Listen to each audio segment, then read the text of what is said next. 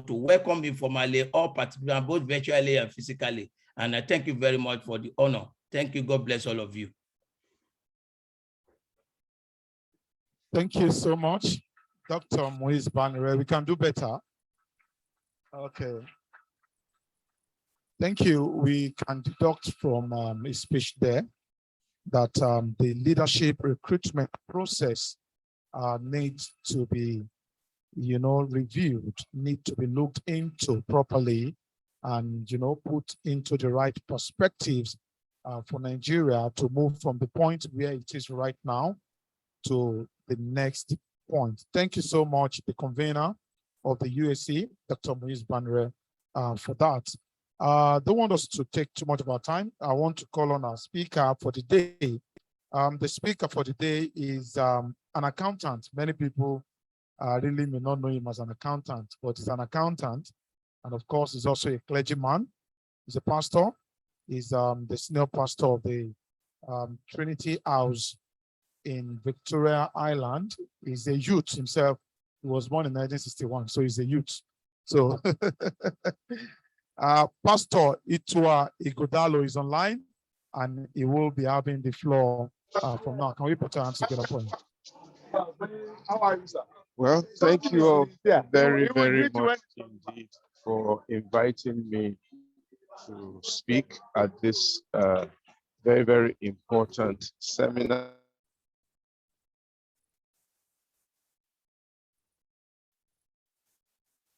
Friend.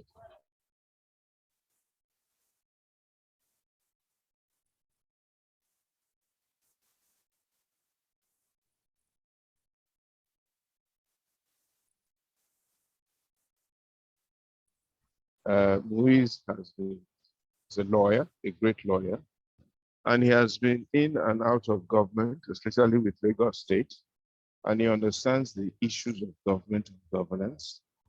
He has worked with quite a lot of the key people in government today and key people in politics today. So he's a veteran of sorts and understands the issues.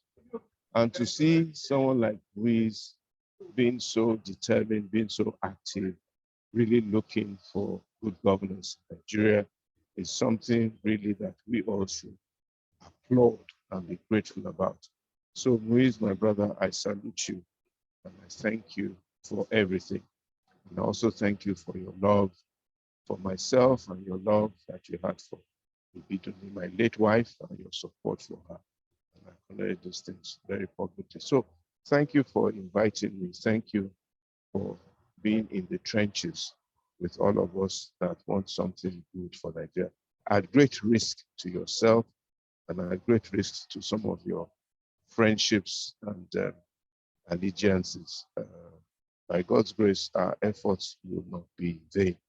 All what most of us are looking for is good governance in Nigeria, a space where we all can live, we can walk, we can play, we can do the kinds of things that we want to do and ensure that you can do something and get something done. Somebody was explaining to me today, one of the challenges of governance today is that they don't even welcome ideas.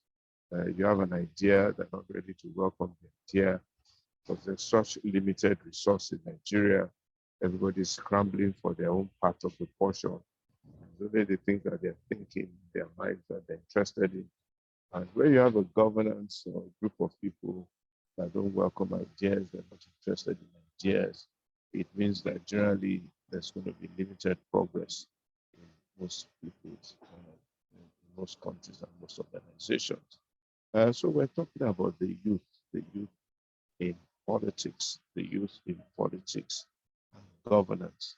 And it's very, very interesting that we should be talking about the youth in politics and governance. Please bear in mind that just this last week, somebody became Prime Minister of Great Britain. And Great Britain is that country that really, really rules the world, whether you like it or not.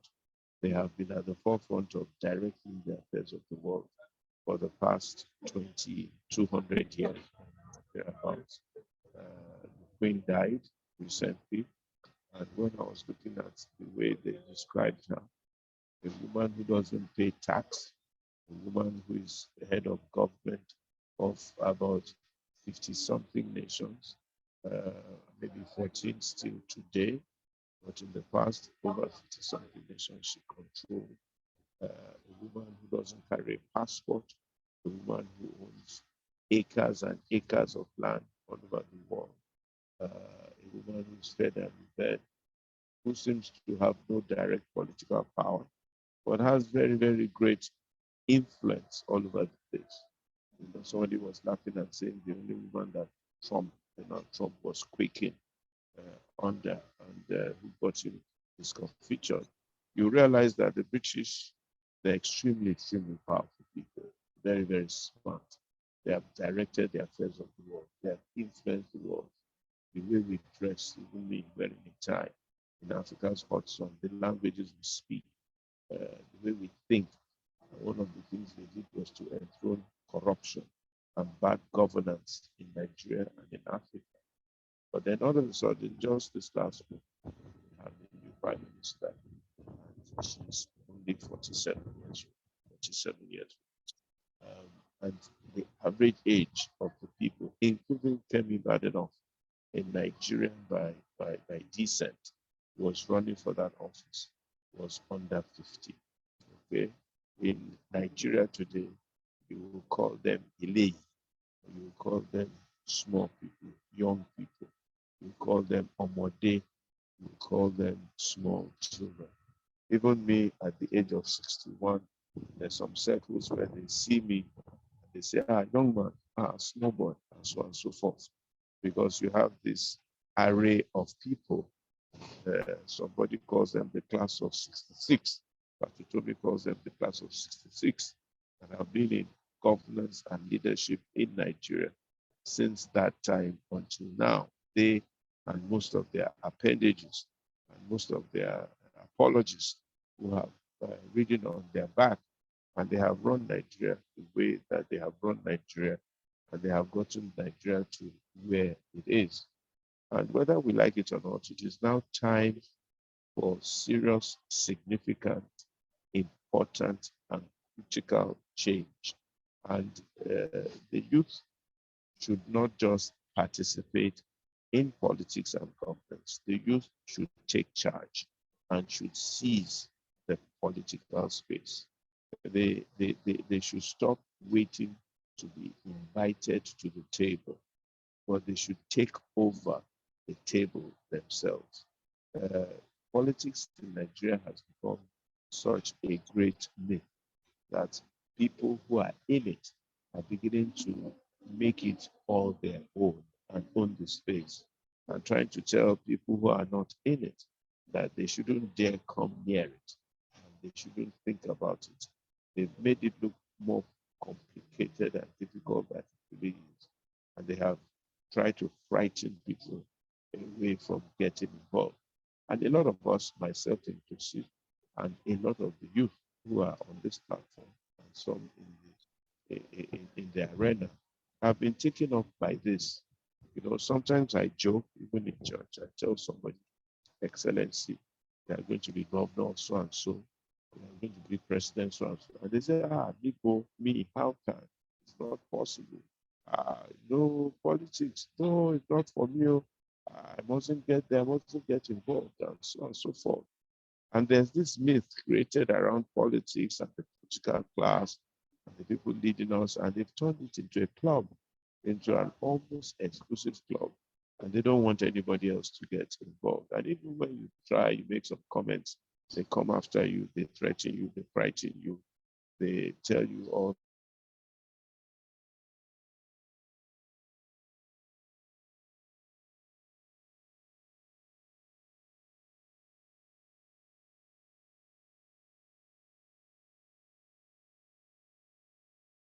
Politics now looks like something that is far, that is archaic, that is unattainable, that you shouldn't even think of, or aspire or consider coming towards it. And this is the big mistake that we all are making. The youth or every Nigerian, every well-meaning Nigerian, even whether you're in should come in and now own and take that space and determine which way Nigeria will go. I'm a man of the word and the Bible, and the Bible says, where the righteous reign, the people rejoice, but where the wicked are in power, the people mourn. And as long as good people, sincere people, strong people do not get involved in leadership and power and politics, we'll continue to have evil people, wicked people, continue to have wickedness and evil continue to reign. And my appeal is to all the young ones to begin to do certain things. Because today, if you are looking for a young Nigerian, if you go to the embassies, that's where you find them. If you go to the airports, that's where you find them. If you go to foreign lands, that's where you find them. Somebody was saying to me, one of my guys in church, he escaped, went to London. I went to London to preach in our London church, and I found him there. And I said, what are you doing here? I said, well, I have jackpot. I have escaped. I've gone away to jackpot. I said, why did you do that? He said, well, he even left his child, his wife and children behind. He says, I have to make my way. I said, Pastor, you would not believe that on the plane that I left Nigeria with, there were almost 200 of us who had gotten employment in London or wherever, in UK. On that plane, almost everybody that I saw was coming through the same experience. And in fact, here, where I am, there are about 4,000 of us on this program, most of us Nigerians, 4,000 of us on this program. So there's this horrible brain drain, this horrible energy drain, this horrible youth drain that is going out of Nigeria, because a lot of these people do not seem to think they have a space and an environment in Nigeria they can survive in this country. But I say to everybody loud and clear that Nigeria is perhaps one of the best countries in the world. Nigeria is perhaps one of the best places God created. Nigeria is a place of great potential. Why did we find ourselves where we are? The first reason why we found ourselves where we are is ignorance. Some people say that ignorance has been weaponized in Nigeria, and a lot of people in leadership have deliberately kept Nigerians ignorant. They have tampered with the school system. They have tampered with the quality of our education. Today, nobody in government school or government university is in university for the past 4 or 5 months. ASU is on strike. The government is not doing anything about it because a lot of people should be taking those decisions actually have no care, no concern for quality education and do not see the relevance of education to the average Nigerian child. So they trivialize it. In the UK, if schools are shut for this length of time, the economy will almost collapse because the schools are the ones that drive and produce people for the labor market. It means that the rate of insecurity, the rate of banditry would have escalated in the last 4 months, and it's probably enough to bring down that government. I don't know what Boris Johnson did that brought down his government, but definitely he could never have had children out of school for the past 6 months. But here we are in Nigeria. Children are there, everybody's looking for internship, those who can escape are escaping, and everybody's just looking at it. This is something that have led to a national strike right now and the end of any government who dares to do something like that. So one of the reasons why we're where we are is that a lot of us, especially the young ones, are largely ignorant, largely uninformed. The second reason is that a lot of us cannot connect leadership and politics with economy. Leadership and politics with economy. Not a lot of people can connect the fact that they are unable to attend a good hospital, okay, in Nigeria. A lot of these are our leaders, they go for most of their medical cares abroad. People cannot connect the fact that they're selling bread and pure water on the streets. People cannot connect the fact that they are jobless and they are begging for money everywhere with the kind of governance that we're having. People cannot connect the fact that they are unable to find suitable and qualitative jobs on graduation with the kind of government that we have. People cannot connect the price of bread, the price of gari, the price of rice with the kind of government they have. You cannot connect the massive influx of area boys, agberos, okada drivers all over the place with governance. And because they don't make that connection, they don't know that unless you have good governance, you cannot have a good economy, you cannot have a stable economy, you cannot have a sound economy. People cannot connect immediately that Naira is exchanging at $710 to one with the kind of governance that you have. Whereas in this same Nigeria, when I was growing up, the Naira was superior to the dollar because we had had a stable, or we had had some kind of reasonableness in governance up until that time. So the second reason why we're having what we're having is the inability of people to connect the governance with the economy. The third reason is that people think that politics is dirty, politics is horrible, politics is not for certain classes of people, and politics is a game of do or die.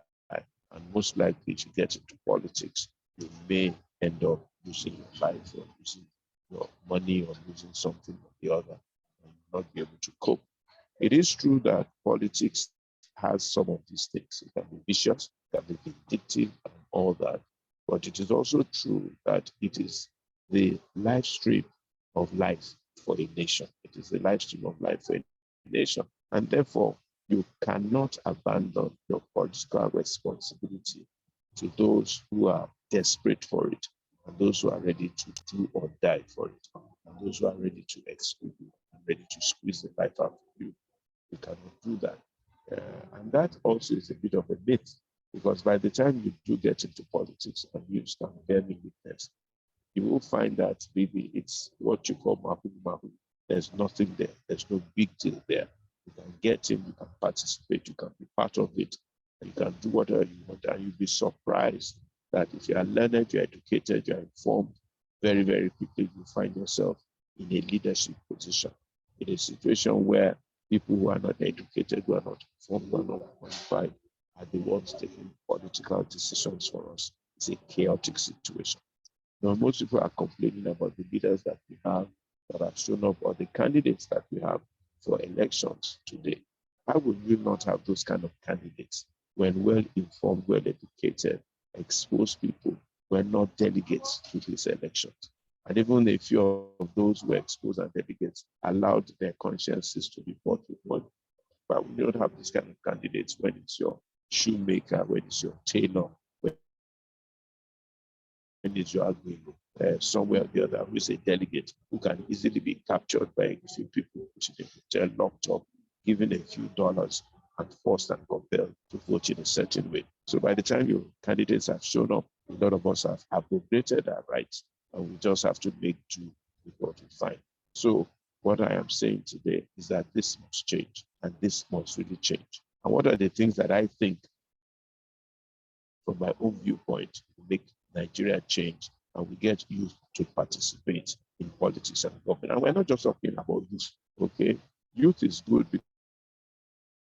because you have about 70% of the population, but we're looking for good quality, well-qualified, reasonable, reasoned youth who really want to make a change in this country and run this country well. What do we want them to do, and what should they do? Number one, platforms like this are important. Platforms like this that inform, that educate, that energize, that help are important.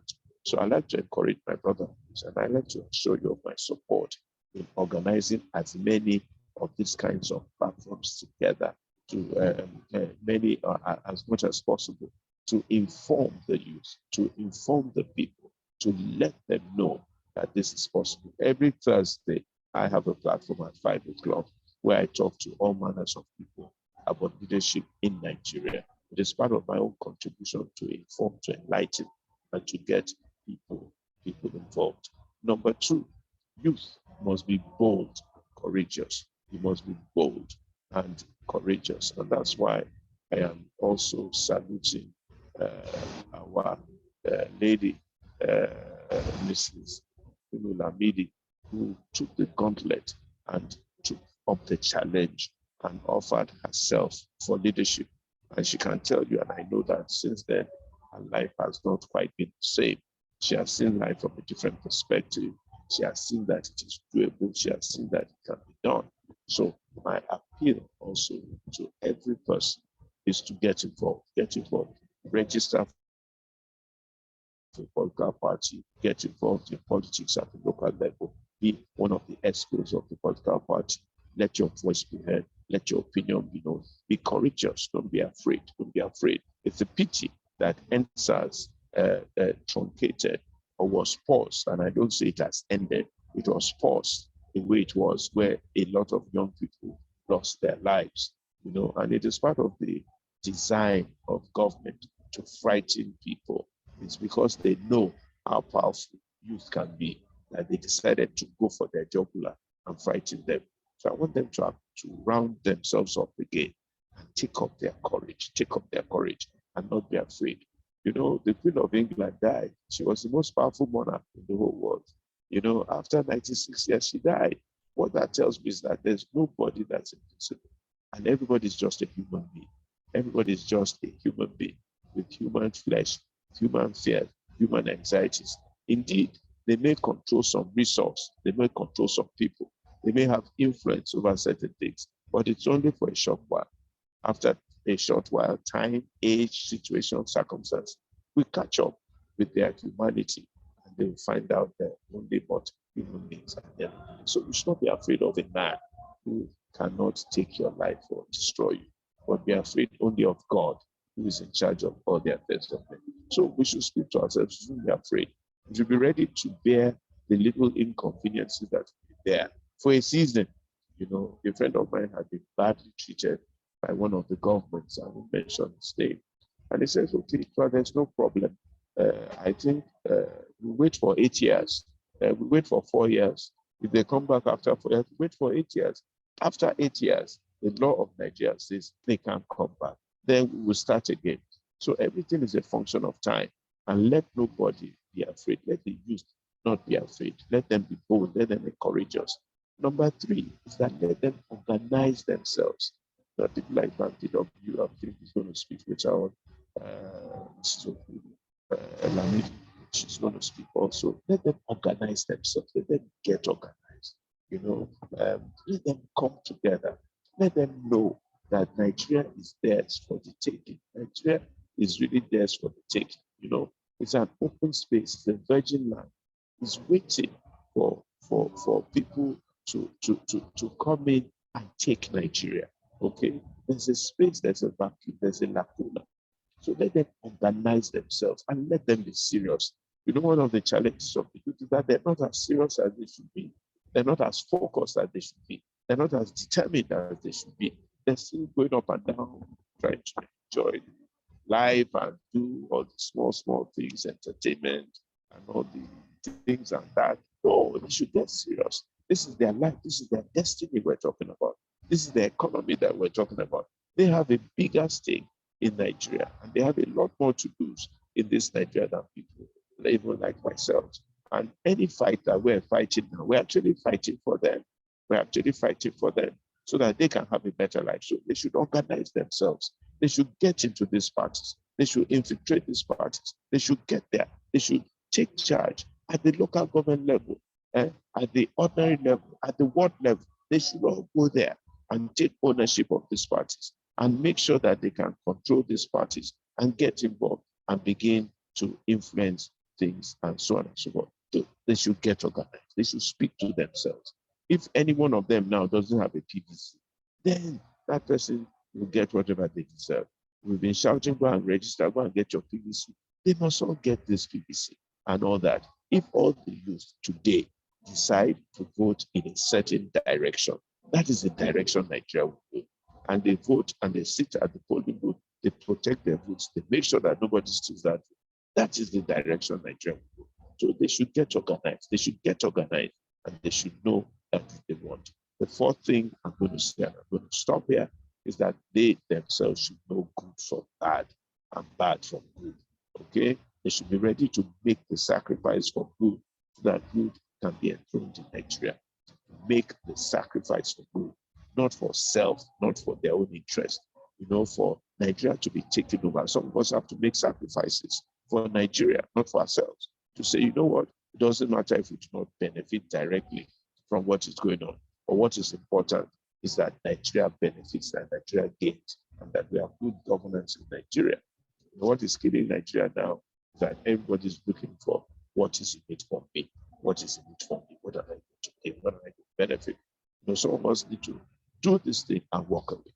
One of the people I respect a lot these days is a man who's been active in politics for many years, active in leadership change, speaking about leadership and so on and so forth. And he's been running around the political space all over the place. And then one day I asked him, I said, oh boy, this thing that you are doing running up and down, okay, all right. If it's possible that this party that you are supporting wins, what do you want out of this government? He looked at me and he smiled. He says, it will. If this party wins, my job is done. All I'm going to do is to retire. I'm going to go somewhere and take up some other lectureship or something, or just take my life. He says, you know what? I don't want anything from this government. I just want to make sure that there's a good government in place. I will just retire and take my life easy. And I have enough to live a decent life. All I'm working for is for there to be a good government. We must all have that kind of mentality and that kind of sense. And we're not looking for anything from anybody. We just want everything to be good for everybody. We are not looking for anything from anybody. We just want everything to be good for everybody. I want to speak to Nigeria. Take charge, take control, organize yourself, be strong, be sensible, be determined, get involved. If it's a bit too late for you for 2023 to get involved in the political parties, get involved in the political process. Determine among yourselves. There are 15 or 16 candidates now. Look for the one that's best among them that you think that is best for Nigeria. Not even best for yourself, best for Nigeria. Look for the one. At least 16 of them. And you are the structure that we need. Look for the one that you think is best. Even if it's the least known today, look for the one that you think is best. And then say, we, the youth of Nigeria, this is the man that we want. This is the man we're going to put our names behind. And we are all looking forward to it. The youth can do that now.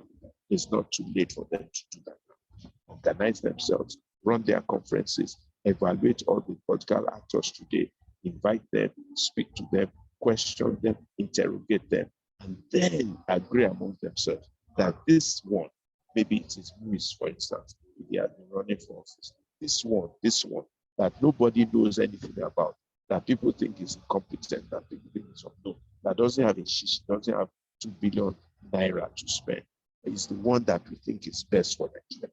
That's what they did for Obama. That's what they did for Macron. That's what they've done for this trust. That's what you can do for Nigeria. Just choose among the so-called 15 of them. Find for us the one that you think is best and vote for that person. If you are not sure, you can consult someone like me or someone like this. We know these people very well. We know among them the one that we think is best. And without spending a couple of firing a shot, that person will become president of Nigeria. And the power of the vote that 70% of Nigeria's population has. God bless you all. Thank you for inviting me. I wish Nigeria the best. And be assured of my determination to make this nation succeed. Thank you. Thank you, Pastor Itua Ighodalo.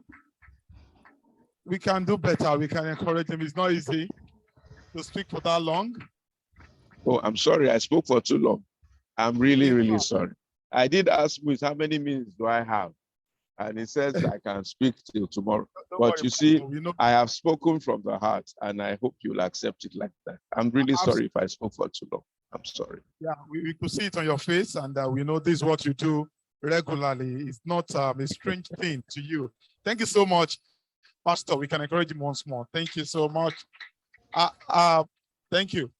Listening to Pastor Itua Ighodalo, you want to, you ask yourself a question that with what the man of God has, itemized, analyzed, is there any other thing to add to this conversation? Is there another thing to add to this discussion? He has looked at the problems, and of course, he has also suggested solutions to it. And, I was taking notes. I don't know. I saw some people also taking notes. I was able to take 4 of the solutions that he suggested. And one of them is platform setting up of platforms like this for you to come together, rub minds, have discussions, add discussions, and try to do this as regularly as possible. And he also advised that youth need to be courageous. Youth need to be bold. We need not be scared. I think Dr. Moise Banere also alluded to that in his opening remarks, that when you think that politics is this, they are going to shoot me, they are going to kill me, then you are not going to get up and do anything in that regards. If you check your notes, and I know you also see that he said that there's need for the youth to organize themselves, infiltrate the political parties. You cannot correct a system from outside the system.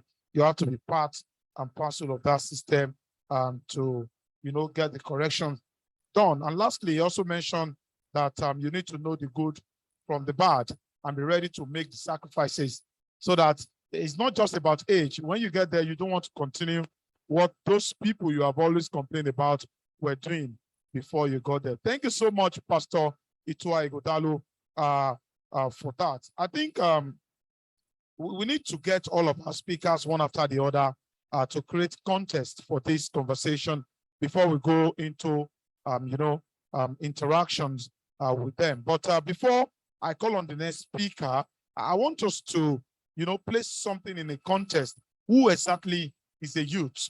That there has been different kinds of categorization of who a youth should be in terms of age. If you look at the National Youth Policy, it categorizes a youth as it categorizes youth as people within the age bracket of 18 and 29.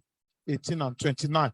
But if you look at the African Youth Charter, that charter recognizes youth as people between the age of 15 and 35. That's another perspective. And if you look at all that document and other statistics, different kinds of categorization of youth abound, even according to UNESCO, according to this, according to that. But someone said that if you really want to agree who a youth is, I think Dr. Moise Banere also alluded to that in his opening remarks, that you have to be, you need to have that strength, that agility, that ability to, respond to things as much as possible. For me, I think age is just a number. Being a youth is a matter of the art and, of course, your body system. Thank you so much, Pastor Itua Igodalo, for that. I'll call on the next speaker here. She's a woman. She is a woman. And of course, I think probably the first woman to declare her intention to contest for the ticket of a political party. This person is a youth. Of course, according to records that I have here, she was born in 1983. I don't know what, how you want to qualify a youth beyond that. She's a Nigerian entrepreneur, presidential aspirant, I said that earlier, founder and CEO of Slice Media and Water Relief, and a youth development advocate. She is the daughter of Lateef Femi Okuno, a senior advocate of Nigeria, and a former Nigerian Federal Commissioner for Works and Housing. Ladies and gentlemen, put your hands together as I pass the microphone over to the next speaker, Madam Khadijat Okuno Lamidi. Are we correct?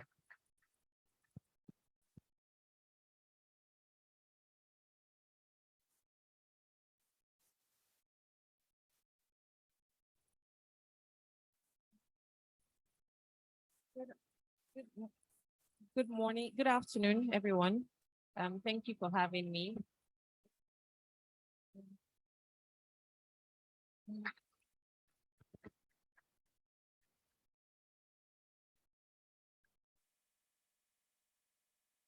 So good afternoon, everyone.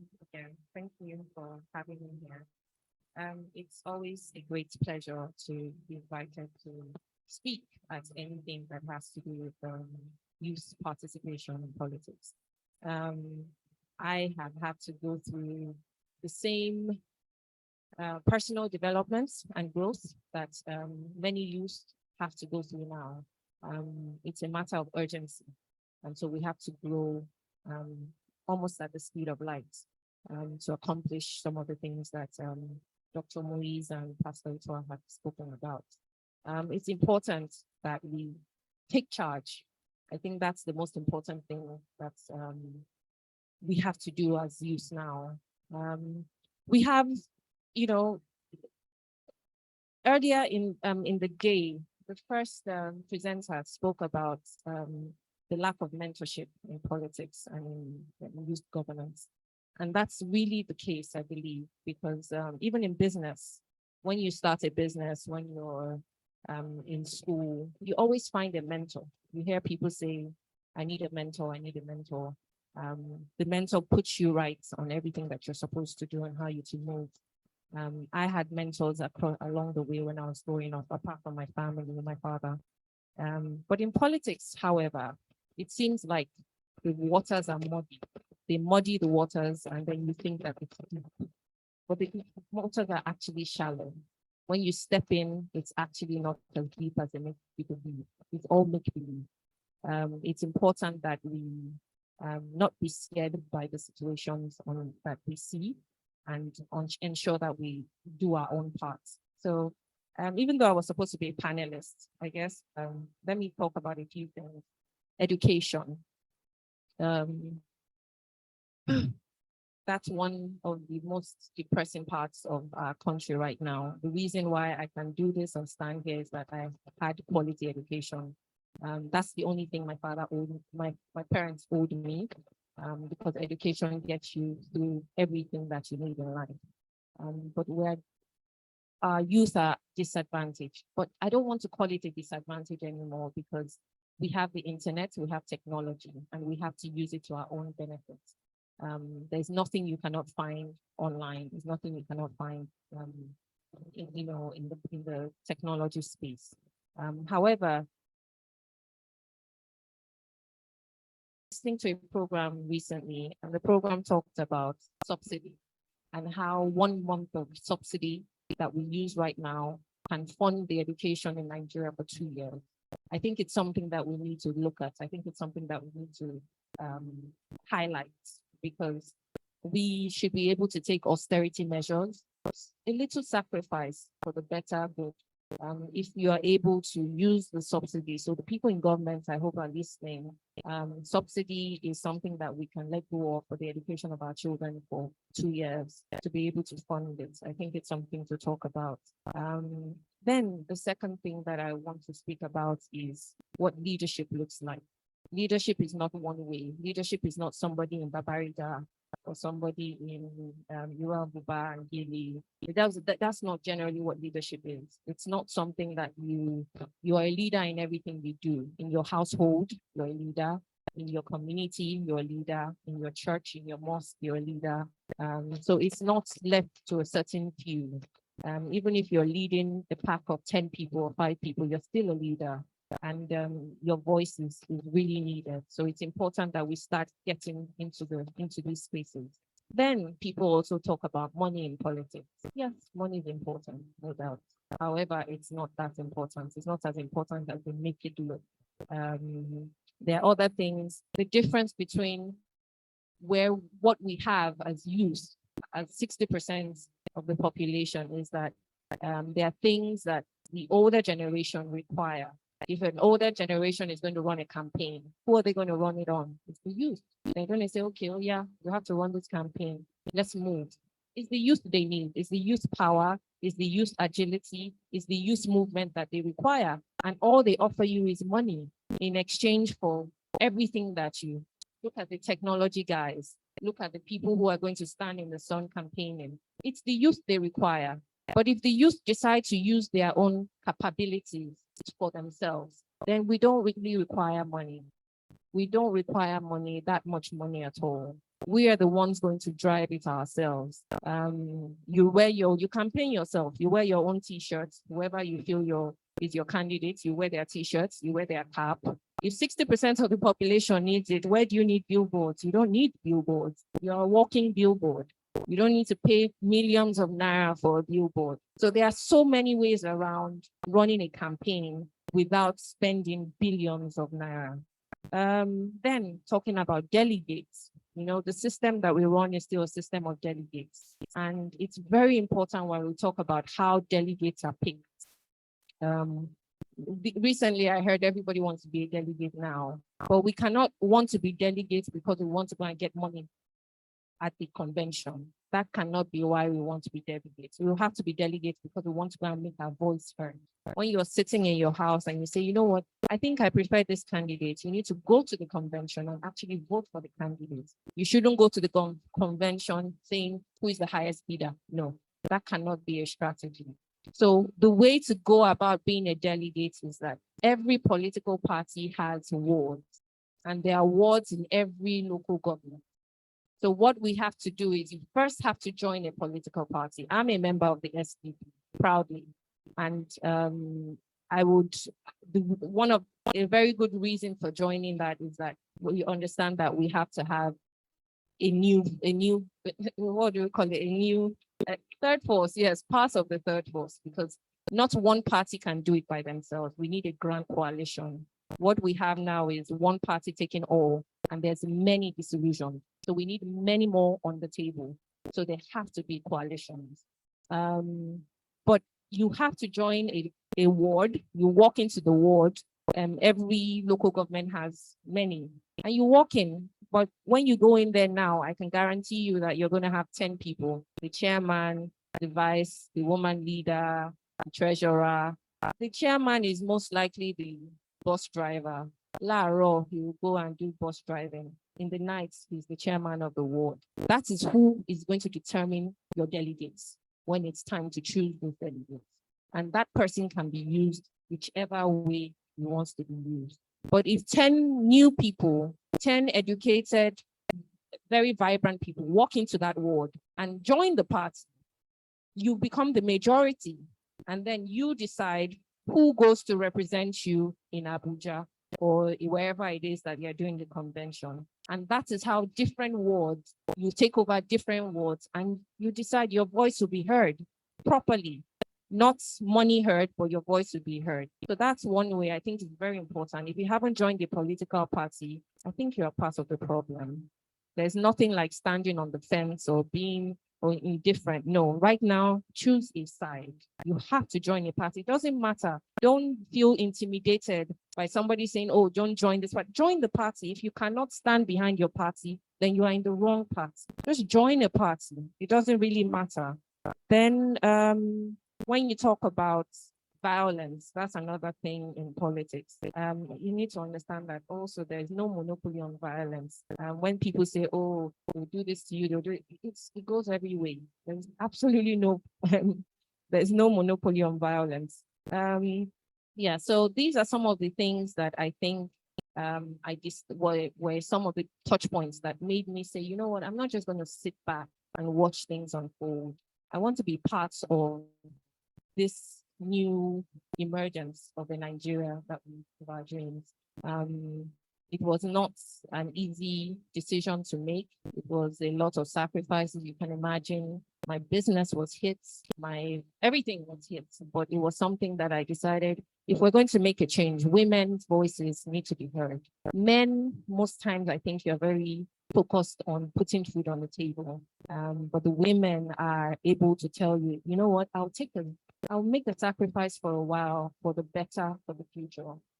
So we don't have to put all the pressure on the men. I think the women we just have to help. That's the truth. If you have a child that is running to fire and the child is fighting from stopping, it shouldn't deter you from stopping that child from getting to the fire. You have to. So no matter how much men try to stop women, you need our help and we must keep that help.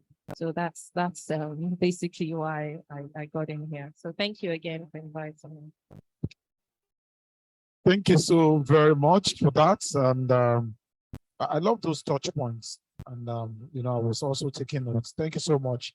And I need to quickly announce this, particularly for our panelists, that we had to, you know, take your speeches one after the other in order to set the tone for the discussion. That is the brief that I got, that we have to take, you know, your speeches, setting preparing the ground for the conversation that will follow soon. So we can try as much as possible to make it short enough so that we can have as many speakers as possible, because we are still going to have our interactive session. I don't know if Mr. Bankole Wellington is online with us.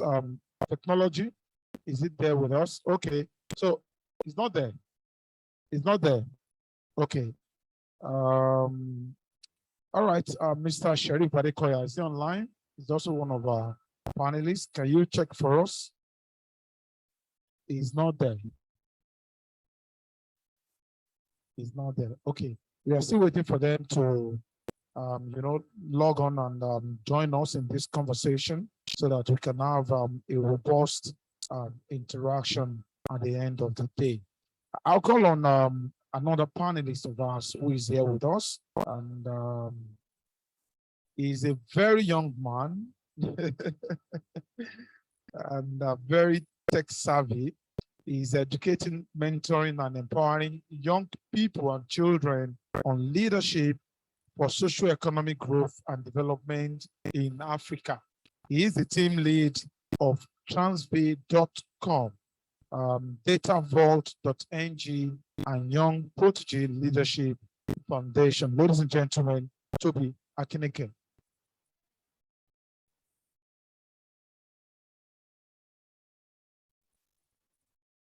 Good afternoon. It's good to be back home. The call Julius there. I can see my father from I feel really well. And I want to say thank you for coming out and running for presidency. We are giving some of us the vote that maybe in the next 4 years we see me coming out as a senator very soon. Well, please can we have the video? Doctor, good afternoon. Sorry. So please let us watch this video carefully.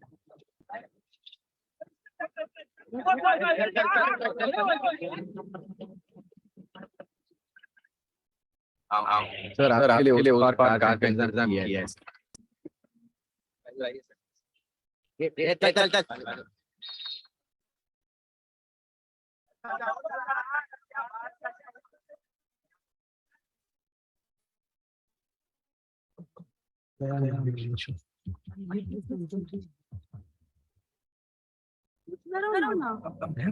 क्या उखाड़ा होगा? That is your normal politician.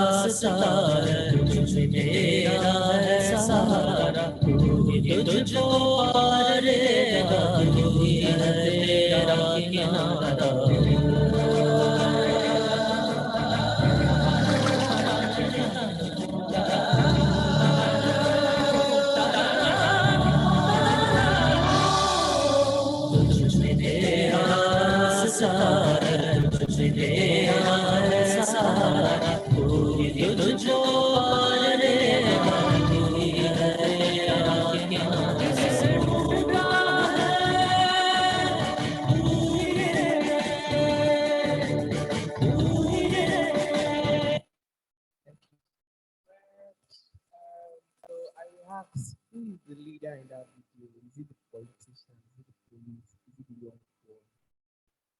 So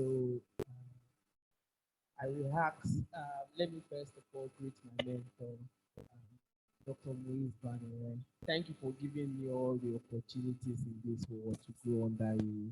It's a rare privilege to find out there are still fathers in the land. I remember years back when I met Doctor. I was a very fragile boy. But yes, it piqued interest in me for some reason, and then I'm here. We built organizations together. We helped so many of my projects. And I'm grateful for you. You are absolutely an angel to me, Doctor. God bless you. So that young boy did not have a title. He was never the president, never the senator. But yet, he started what they call the change in the community. First of all, they thought it was play. His colleagues joined him. They were having fun.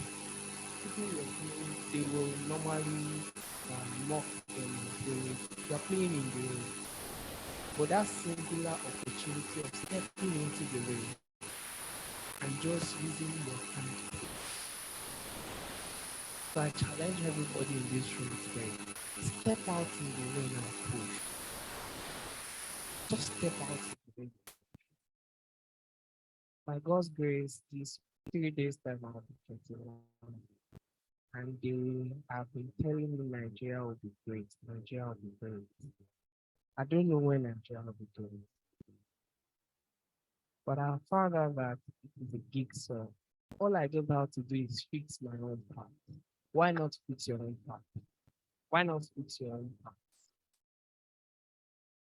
I have stopped all these complaints.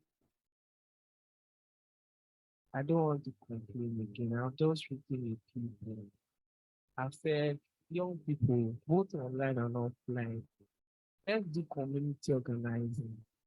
If it is 10 people, like in my house now, before I left, I live over there, I have 10 people that come to me. We don't have an organization. How would they come to be my house? If I have Gary, we drink together. That means that when it is time and time for election, they ask me, who am I voting for? I have practically, when I was in Wales, I was asking them, have you gotten your PVC? Have you moved or transferred your PVC? So I was using the internet to do it for them. That's just 10 people. How many people can you say that I can influence in my own local government or in my own area? It doesn't really matter. People may laugh at you. Just do it. Step out and volunteer. I remember the first time I met Doctor, please allow me to mention this. I met him at the UAC embassy event, and I was talking to him. If I look back, I think it was a little bit harsh because I told him, I said, your party just won, and he was in the I told him, your party just won this presidency because they want to take revenge on that one. He looked at me, I was like, who's this boy? And I was like, the person I'm actually interested in Agbaji, can you link me? I really want to volunteer on this stuff. And he told me, and he connected me to the US. It was then that I don't know that there must be something special around me. And so I abandoned what the one really. I just want to follow this man. Not because I wanted to know him. And that was how he has brought me up. And I've been under his tutelage. You need to develop personality. We young people must build capacity. Like I always say, I may not be a politician, but I'm also planning to develop myself to the point that somebody will be able to say, I want to reach an entrepreneur. Doctor was 21 years and very commission. He was a commissioner in Lagos. I'll be 21. I'm not yet a commissioner, doctor. But I have hope that I will be very good. But also mind that doctor was already on his PhD I don't have a PhD. I hope that in the next 4 years, I will have my PhD. So, one very important key thing about these old people that you have seen, they develop them.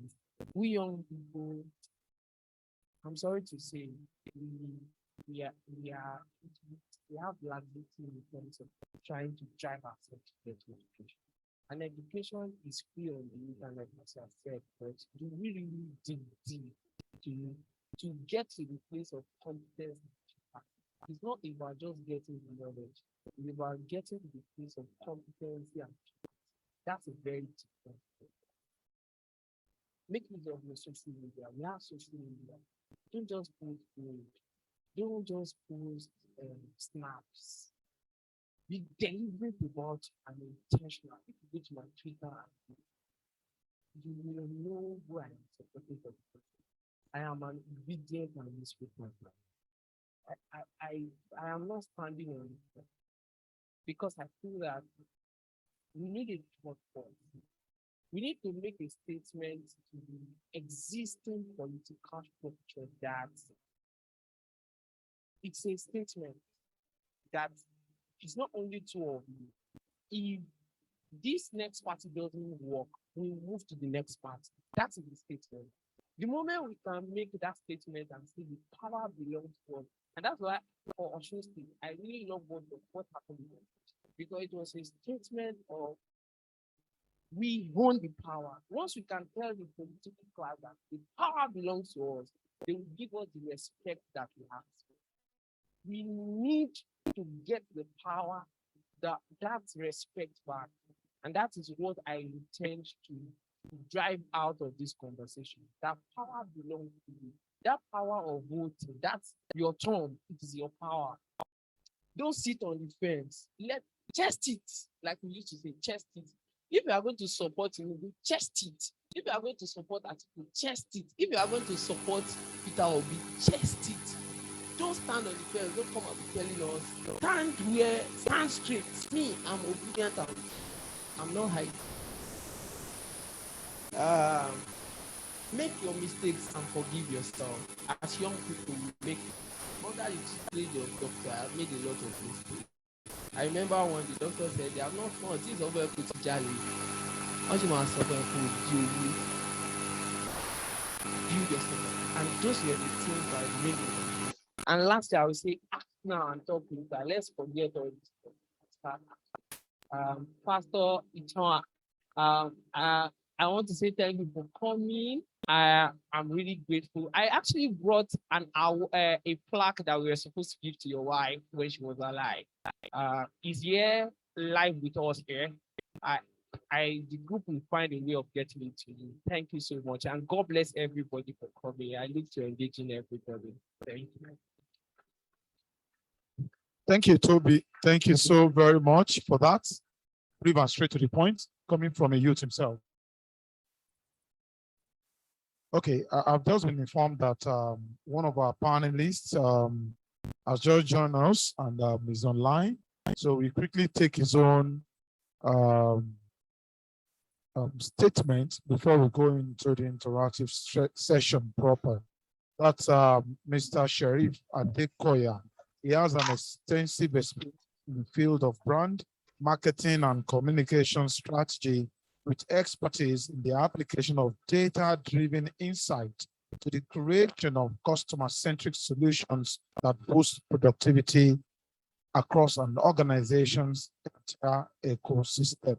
Mr. Sharif Adekoya is right here with us, and he's a politician, right? And is also running in this next election. So, Mr. Adekoya, what we are doing right now is to create a background, set the tones for our conversation.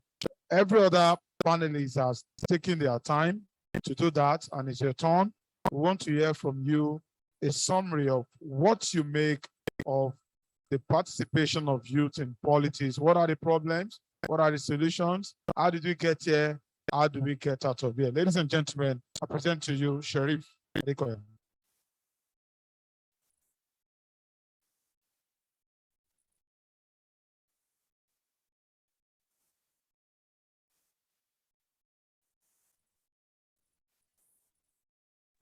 Okay, great. Good afternoon, everyone. I think it is critically important that I begin by extending my own unalloyed apologies. I had a few clashing programs and I left the island over almost 2 hours ago, hoping that I'll be there before now. I'm close by, but I'm still on my way, still in transit. Apologies, I'm sincerely very sorry. I really would have loved to spend time with the doctor again today. And Pastor Lecturer, I have been longing to sit with you. Thank you so very much.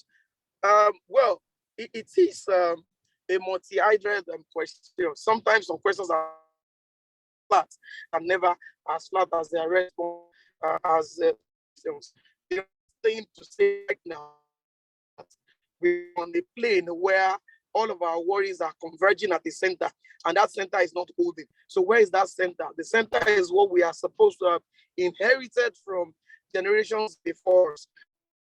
All of this platform when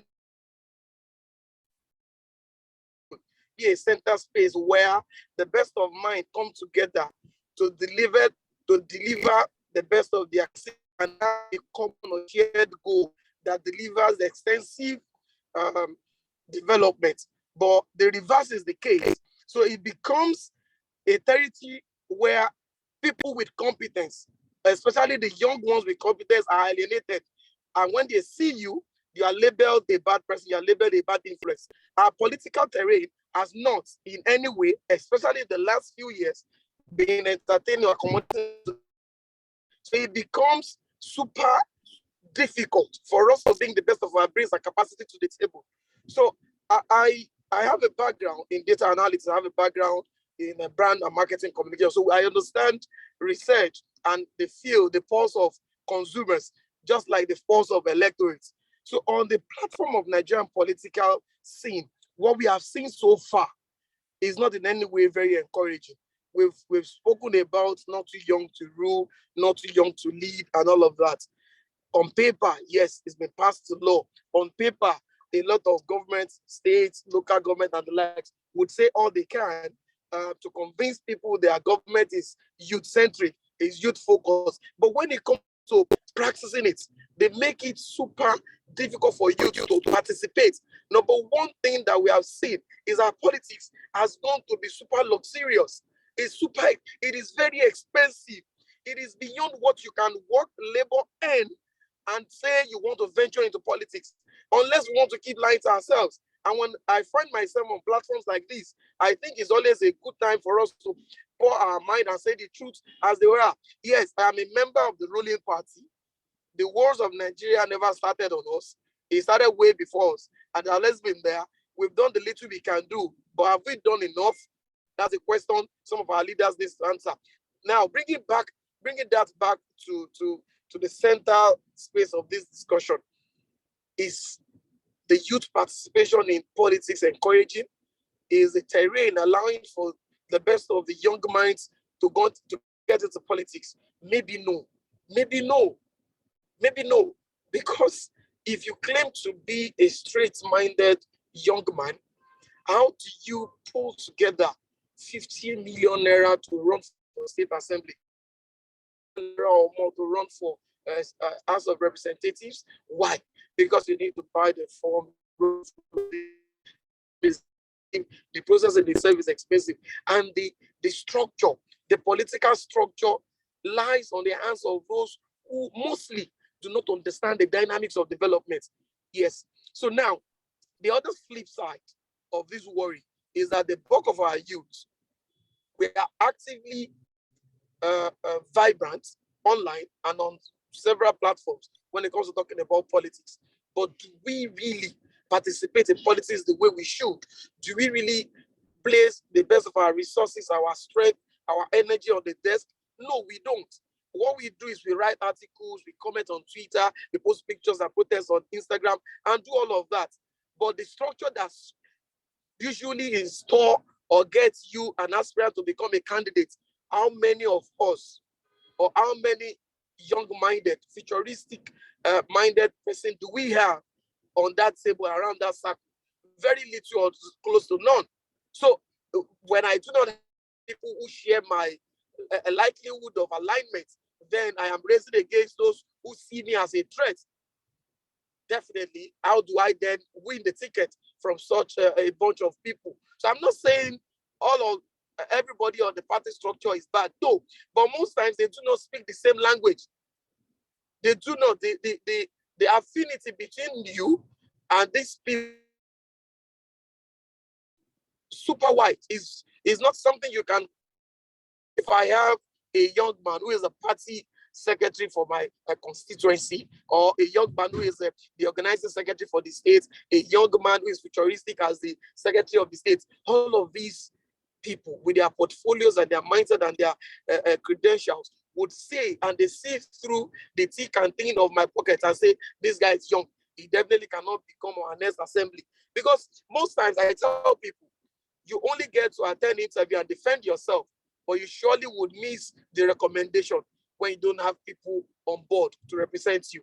So the long and short of this story is that political terrain is not in any way very encouraging for the young mind, especially the young man that is futuristic, decent, yes, decent in manners, appearance, earning, and delivery. It is not still the sanity and the serenity of our political environment is still not something we can ask young minds to jump into. That ocean is still very, very deep and very dangerous, filled with crocs and sharks, political crocs and sharks that definitely will swallow you and everything you've achieved within the twinkle of an eye. So that territory is still not very welcoming to develop the beauty of Nigeria. Yes, young men will participate. Most times, we've seen them. We don't need to mention names. We've seen young people. They don't. Maybe some of us are bad representation of our cohort. That's one of the things we need to always look at. When we punch ahead, we need to sit back and look behind. So it has become a game of only the paranoid will survive. So if you have worked and labored so hard to earn yourself some resource, and you look at your friend and say, oh, yeah, I can influence XYZ from Mr. ABC. Let's pull it together and go into politics. When I started the sojourn, a whole lot of people loved me. A lot of people appreciated my effort. They still followed me. My declaration was massive, the biggest in my part in the very long time. But people were still saying, hey, politics. People will even say APC. Why APC? But yet, we really do not need to stay aloof and expect miracles to happen. Miracles don't happen. Magic happens, but magic is never enduring. Magic is always things that fizzle out easily. So when you want something that is enduring, that you can hold on to, we need to pay the price. And the price is for us to call every vibrant, decent-minded young person to join the table and let us change the narrative. But for now, that water is still not clean enough. Thank you. All right. Thank you so very much, Mr. Dekoya. Yes, thank you. Thank you for doing that. And I extend my thanks to all other speakers, who have also taken turn in setting the tone for this conversation. Thank you so very much. And we are still expecting that Mr. Bankole Wellington will join us online. As soon as he comes online, he will just join the conversation and then we'll take it up from there. But I need to also mention that we need to make this conversation as interactive as possible. So it's not just going to be the panelists alone, it's going to be for everybody. So start preparing your interventions, start preparing your questions, and what have you. Let's start this conversation this way, and that will go to Pastor Ighodalo. One of the main problems, or one of the main albatross for youth in participating in politics that we have seen over the years is the problem of funding. And, we have been told over time that the political space is too monetized in this part of the world. Mr. Adegoya just mentioned now, a young person coughing out as much as 15 million naira to buy a nomination form without an assurance that you are going to get a ticket. You are still going to print posters. You are still going to settle party leaders. you are still going to settle those women that are saying that political campaign rallies, if you understand what I'm talking about, you are still going to spend a lot, before the end of the election. We saw the ruling party selling its nomination form for the presidency for as high as 100 million naira. That's whooping. That's massive. And of course, it is historical in the history of Nigeria that the political party could sell its nomination form for as high as that. That is the problem on the table.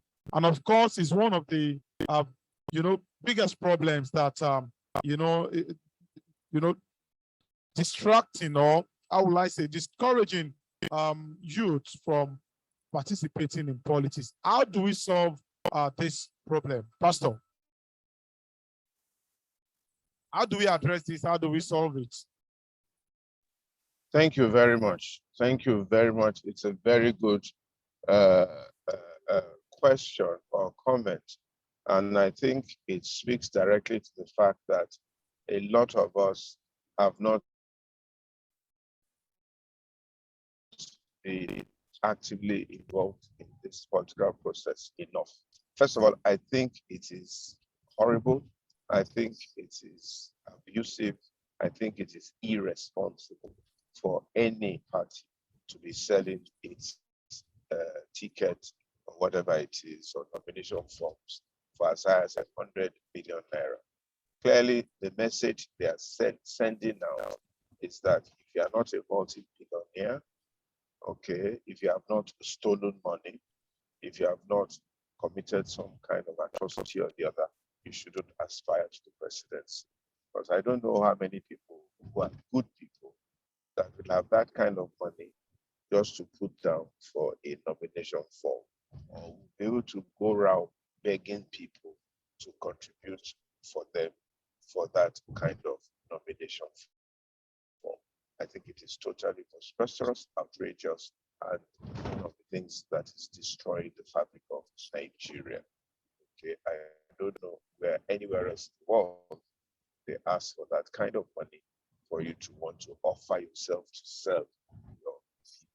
Somebody won an election in the UK. Instead, they spent all of £12,000 to win that election. Here we are in Nigeria asking for 100 million. I think INEC and the government should do something about it. There should be a maximum amount that anyone should be able to pay just for a form. Yes, they say all manners of people will get into the race. No problem. Let them get into the race and let them compete. And by competition, bit by bit, the best weeded out, and so on and so forth. So if it's a 1 million naira for the form, let's say 100 million people put themselves forward, and then we begin to bid from there. So the reason why APC is able to sell its form at 100 million naira is because the youth are not involved in decision making in that party. It means that they have not been enough of them in that party to tell the people making that decision that this is the wrong decision. You cannot do that. You cannot sell the forms at 100 million naira. And if APC will not come down, then let them go to another party that they can control and direct and make sure that the forms are sold at a reasonable price. If they're able to do that, then they will be able to control that process themselves. So the youth should get involved and begin to determine the price at which they buy or want to buy their forms, and they should win a campaign against any process or any party that's been exorbitant. A party offered me a presidential ticket. They said I should bring 20 million to pay for the form. I told them I don't have it. I don't have the 20 million to pay them for any form. And I told the chairman of the party that this is not a proper process to engage and get people who are serious. I say, I want to sell.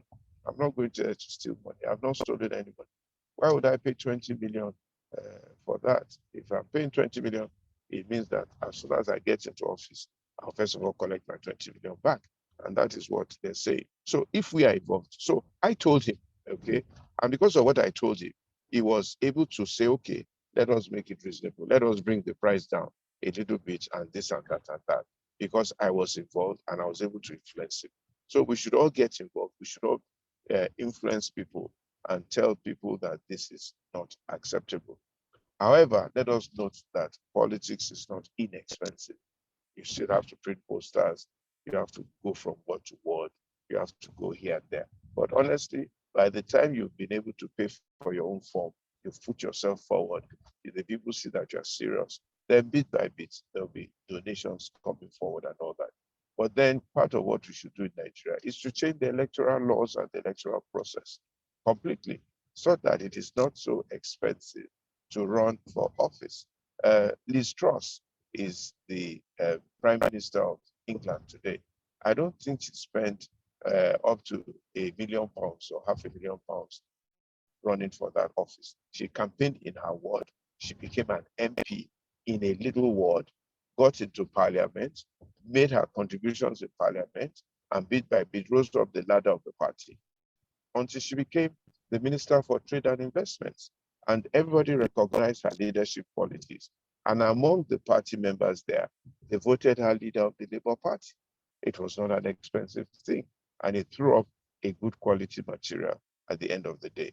I think we need to rework our podcast system completely such that good people can get involved. Thank you. All right, thank you, Doctor. Thank you, Pastor. Yes, Dr. Moise, you have been on the field, you have been involved. And I know you come with a lot of experience as regards this. How do we address this problem? Pastor Ighodalo had given us some recommendations. Do you align with all of those? Absolutely, or you want to add that, or you think there's more that we need to do in addressing that problem? Well, thank you very much. Honestly, I believe that the political narrative is changing gradually for the better. And the reality of the matter is that the election in Nigeria, whether they like it or not, is becoming gradually scientific. What our youth needs to do is that you need to create time and sacrifice your energy in order to beat or circumvent the demand of money. The reality is that personality is beginning to count in Nigerian politics. So you need to say yourself who you are to the people. Take an House of Assembly, you have a constituency. The only thing is that you need to start, just like Toby said in his introductory remark, particularly that video, is that you start from communal engagement. Your community must see you as somebody useful, that you have an utilitarian value. If you do not have that value, nobody recognizes you. So the truth is that you need time. So if, for example, you intend to become a member of House of Representatives now, it's not too early for you to start now. All you need is to engage each household in your constituency. And before you know it, you start having even crowdfunding along the line. So look at what is happening to Peter Obi now. For whatever it is worth, people abroad are saying that, oh, we are ready. Some people are even saying in Nigeria, we are ready to contribute. So that shows you that along the line, if you have something to offer, you start finding some people in contemporary period as a result of the challenges Nigerians are facing now to come forward with the money. But that is not even, the need for money will also change. And of course, that also leads me to the point made by Pastor Gadalo that the system of governance itself needs to change. By the time we change the system of government, just like he said, and I corroborated, the last time that I remember that in Britain, they called for election midway. And I asked one of the MPs that, why will you people just agree to an election taking place when your tenure has not ended? Don't you spend money? Haven't you lost anything? The gentleman reacted. I said, no, I have not. Only I printed some few handbits and I put them in the various clubs. And at the end of the day, I spoke to some people here and there. That is the end. So you can find somebody becoming an MP in England with maximum £5,000 sterling. And so what I'm saying is that we, particularly the youth, they have all the necessary things. Like I think it was Sharif that said it, they must cease to play politics online alone. I'm glad that they are already translating that into reality now. They are moving off Twitter into reality. And the truth is that by the time all of them are physically on ground, you need lesser number of amounts. Just like Pastor said, you don't need to be in APC. You can go into any innocuous party Use your personality to drive the process. Some of us are already fighting for individual candidate, independent candidature, that you do not even need a political party. You should not even need a political party to run an election again. And that gained traction during Saraki period, but unfortunately didn't say true. Hopefully in the nearest possible time now that will happen, so that your personality must count for something. If you have something to offer, then you do not need that kind of money. And legally also, I'm aware that even as an organization, UAC, we are already challenging those astronomical prices in court, and we continue to challenge it equally. But beyond that, I believe that you do not need those kind of staggering amount that they call again. If you can just sacrifice time, use technology, and sacrifice your energy by making personal contact among your constituents. At the end of the day, bullying you or anybody trying to use the platform of so-called majority political party will not work. In fact, I expect a lot of surprises from this coming election. And you will see it. In fact, you're already seeing it. For whatever it is, for example, take Obi's situation. Obi ordinarily should not be anybody giving anybody sleepless night. But today now, you can see what is happening in the nation. And gradually like that, people can make a difference in their various constituencies without necessarily having all the money in the world to make it happen. That will be my contribution. Thank you very much. All right, thank you, Doctor. That's a huge one, because we all agree that financial strength of a politician determines what the politician gets in a political party. And it has always been like that over the years. It has, been a part of parcel of our political system. Now, the awareness is coming up, and that is changing gradually. But again, another major problem is the problem of education. When I say education, I'm not talking about schooling, because in this part of the world, we tend to, use them interchangeably, schooling and education. Going to school does not mean that you're educated. Being out of school does not mean that your education cannot continue, if you understand the drift. And that's talking about political enlightenment, political education. I'm a journalist, and in my day-to-day operation as a journalist, I come in contact with people, politicians, non-politicians, youth, and every category of people. And I realize that Nigerians are not as informed as they should be about the political process. For instance, the recently passed amendment bill to the Electoral Act. Many people, even in this room, as I guess, I can place my bet that many of us have not even seen that document, but we don't even have an idea of what goes into it. It's a very big problem. And I think we need to also address that. If you really want to get more young people involved in the process, it's a big problem. How do we resolve that problem? I'll come to you in a while. Let me address our online friends. I can see a lot of you are raising your hands. If you have a question, use the chat functionality on this application. Drop your question there. The rapporteur is collating the questions, and when the time comes, we breezily go through those questions. Please kindly just bear with us. We don't have enough time to start taking speeches there and there. If you have questions, drop your questions on the chat. Somebody's collating them, and then we'll get them. So Khadijat, how do we go about that? How do we go about that? You understand? If you solve that problem, more people will know what is expected of them, and now they can go about how they can, navigate the terrain. Actually, a very solid concern.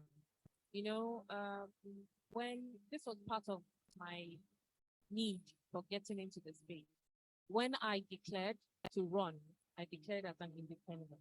That was also to highlight, because my age bracket, I'm currently in the millennial bracket. We have, like I said earlier, we had no mentorship whatsoever. So the whole point was to ensure that people use my journey in this space to educate themselves, because my youth and my millennial Gen Zs, they really require they need to see movement. They don't read books, that part of the system is gone. So it's social media where everything moves fast, technology, everything moves fast. So they need to actually see practical steps in what they need to do. So declaring as an independent was also to educate people that independent candidacy is possible. It is actually a bill, and it has gone past, it has gone through a certain staging. I think it has to go to the House of Assemblies now, something funny. So that was something that was going to highlight people, that was supposed to help in the education, political education. Following that, the next step was to actually join a party. We campaigned to a certain degree, and then we decided to join a party. That was also to show that there are more than two parties in Nigeria. It's not just the two big parties that you see. There are other parties that are just as good. So you don't have to the expectations of a certain few. So that was also to highlight and bring people up to speed to what was going on. Thirdly was the fact that I'm as you can imagine, being a woman, was the fact that being able to secure a presidential ticket form, my party was actually the one that triggered for other parties to create concessions when it comes to form. So my party gave me the form for free. So if women can get that form and create that awareness for free, why should we not use it? Why should it be, if the men have to pay for it and the women don't have to, why are we not making use of it? The youth in my party were given, I think it was 75 or 50% discount.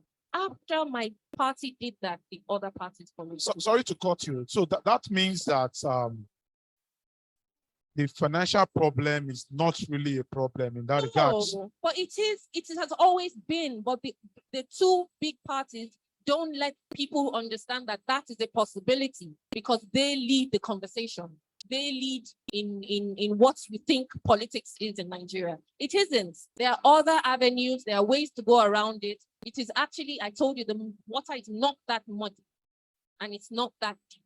It's muddy. It's not that.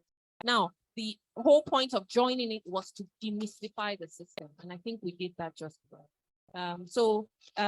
Talking about education and I just needed people to see each step. Our youth, there's no cruise here. Even if you watch me and you see, oh, it's cruise, the fact that you see this young girl, what's she doing? The fact that you are conscious about it, it's an education on its own. Going in there was service. It was an act of service. I didn't have to spend that much. We thank God we were able to crowdfund because we got attention, the attention that made many other youth get up and say, you know what? Oh, okay, so you buy the form, then you submit here, then you do this. The steps that are required, that is what education is about. It's not really about, yes, you can read the fine print. The fine print is not for everybody to read. It's for a certain few to read and to deliver and push the message across to the other. Absolutely. Thank you so much. Thank you. So, Toby, I'll come to you. You want to react to that, or I should take you elsewhere? Okay, Toby, let's hear from you.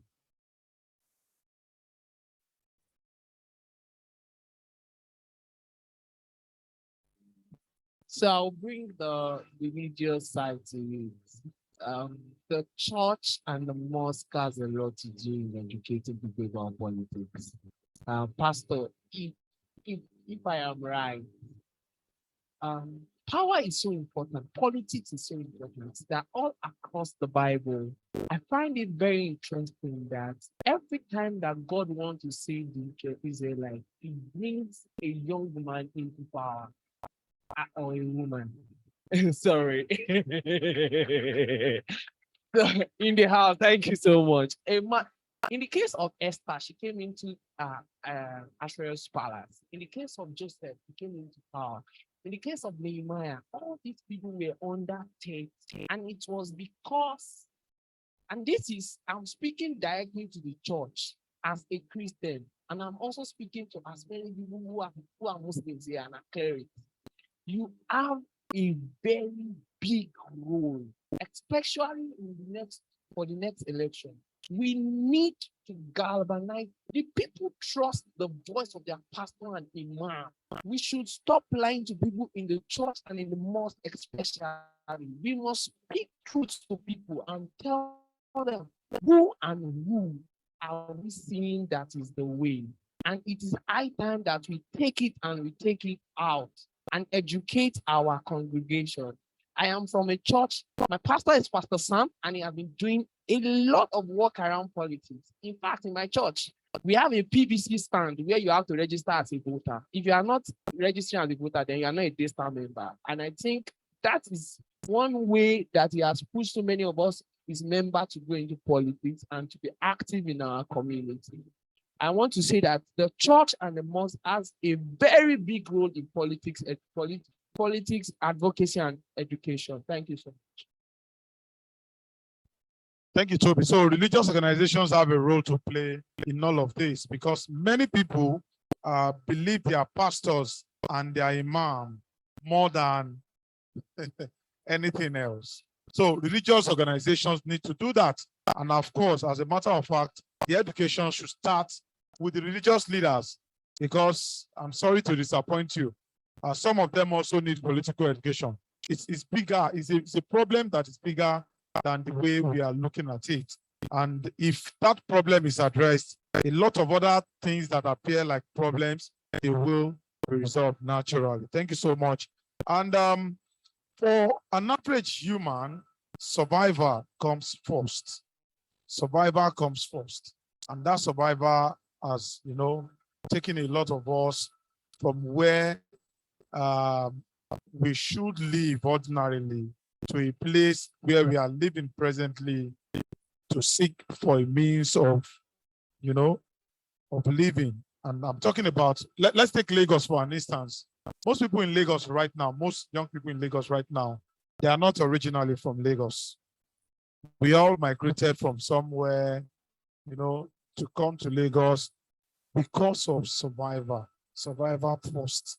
The economy is not that friendly that, you'll be able to stay in somewhere like Ikire and say you want to. Of course, you can stay there, but you know that when you come to a place like Lagos, you have more opportunities, that you can tap into. And that takes me to the problem of you are not from here. Therefore, you cannot aspire to be this. You cannot aspire to be that. It's still part of our problems here. Tomorrow, if you stand up tomorrow and you say you want to become the governor of Lagos, the first question they will ask you is, where are you from? Are you from here? Is your daddy from here? Is your mommy from here? Is your father from this part? Is your mother from this part?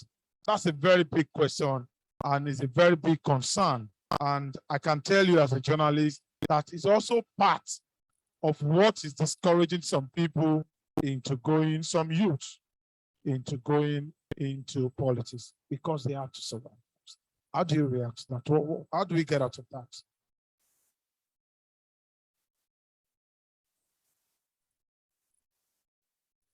All right. Thank you so very much for that. Good to see you and very big and thank you. Before going further, I want to send down an apology to physically there and let's the island there the 2 days past. Hope because we have my family the partners in one of the exhibition they are attending. Always done that. Well, Pastor, I thought you were going to be here physically. I was going to show you the street side quality. Unfortunately, the shield you from the politics of Lagos from my side. So today, going straight to that question, you see, politics in itself is very essentially dynamic. Like the question, the theme for this conversation is youth participation, politics, and governance. There are two sides of the coin. Politics in its side, on its side, it's a bridge, a route, while governance is the stool and the staff where you execute where your destination after the bridge. You see, that's a bridge. Is where the problem is. And that question you asked, that's another access to the bridge. And this bridge accessible to everyone. No, this bridge and the element that's captured in our constitution. I am not a lawyer yet, but I'm trying to figure out so I can say some few things. The Nigerian constitution needs a review.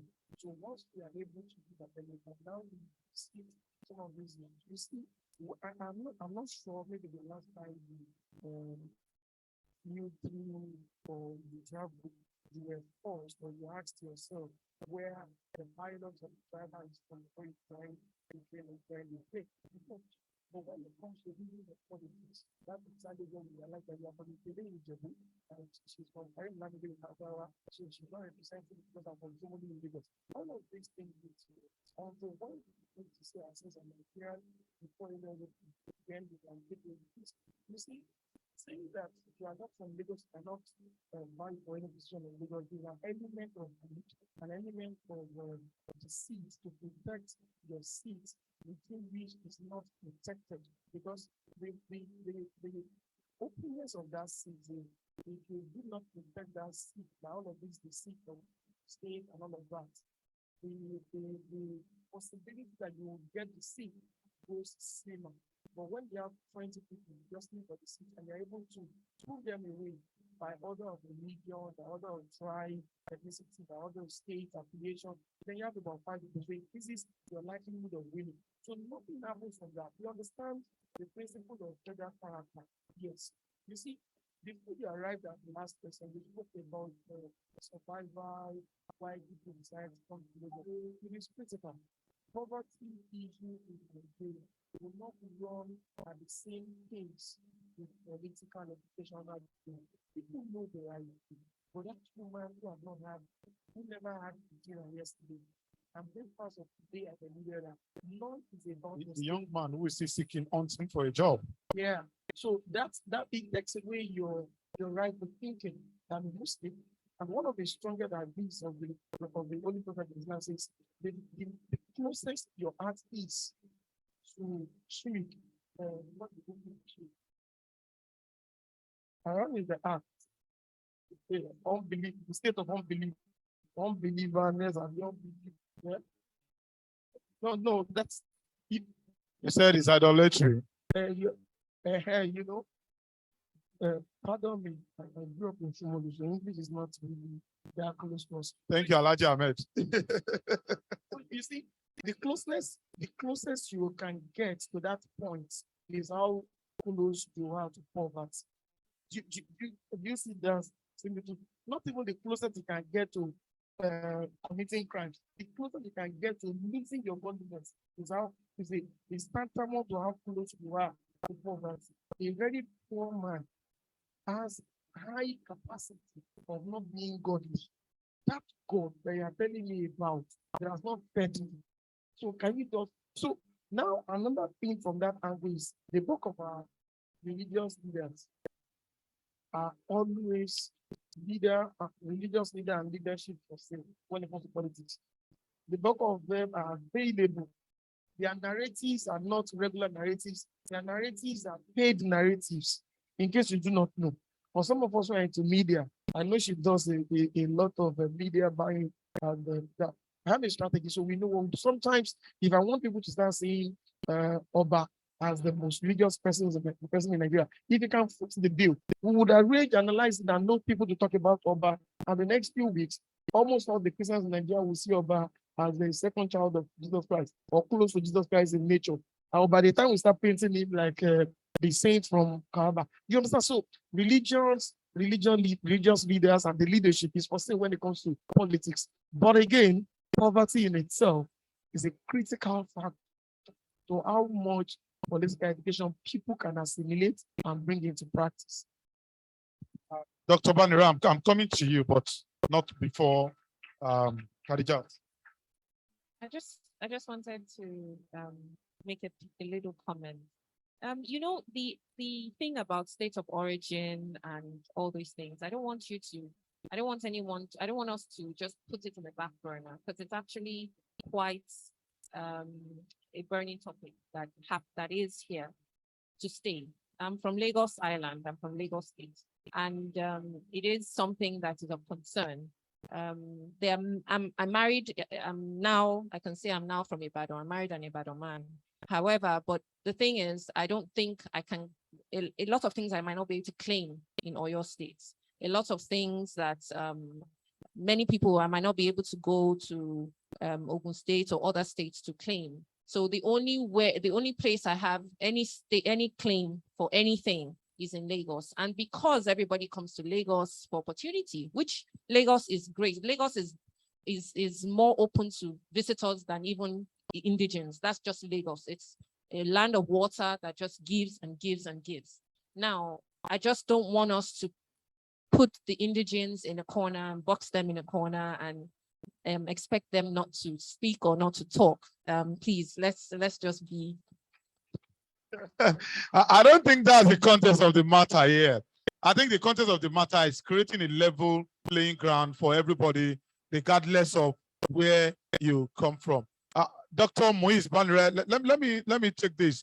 It appears like Nigerians are too fixated on federal political offices, apart from the office of the governor. When you talk about people going into politics, what comes to the mind of an average young man, young lady? You want to become the president, you want to become the senator, you want to go to the Federal House of Representatives, or you want to become the governor. People hardly get involved in local government elections. I've covered all major elections in this country since 1999, including local government elections.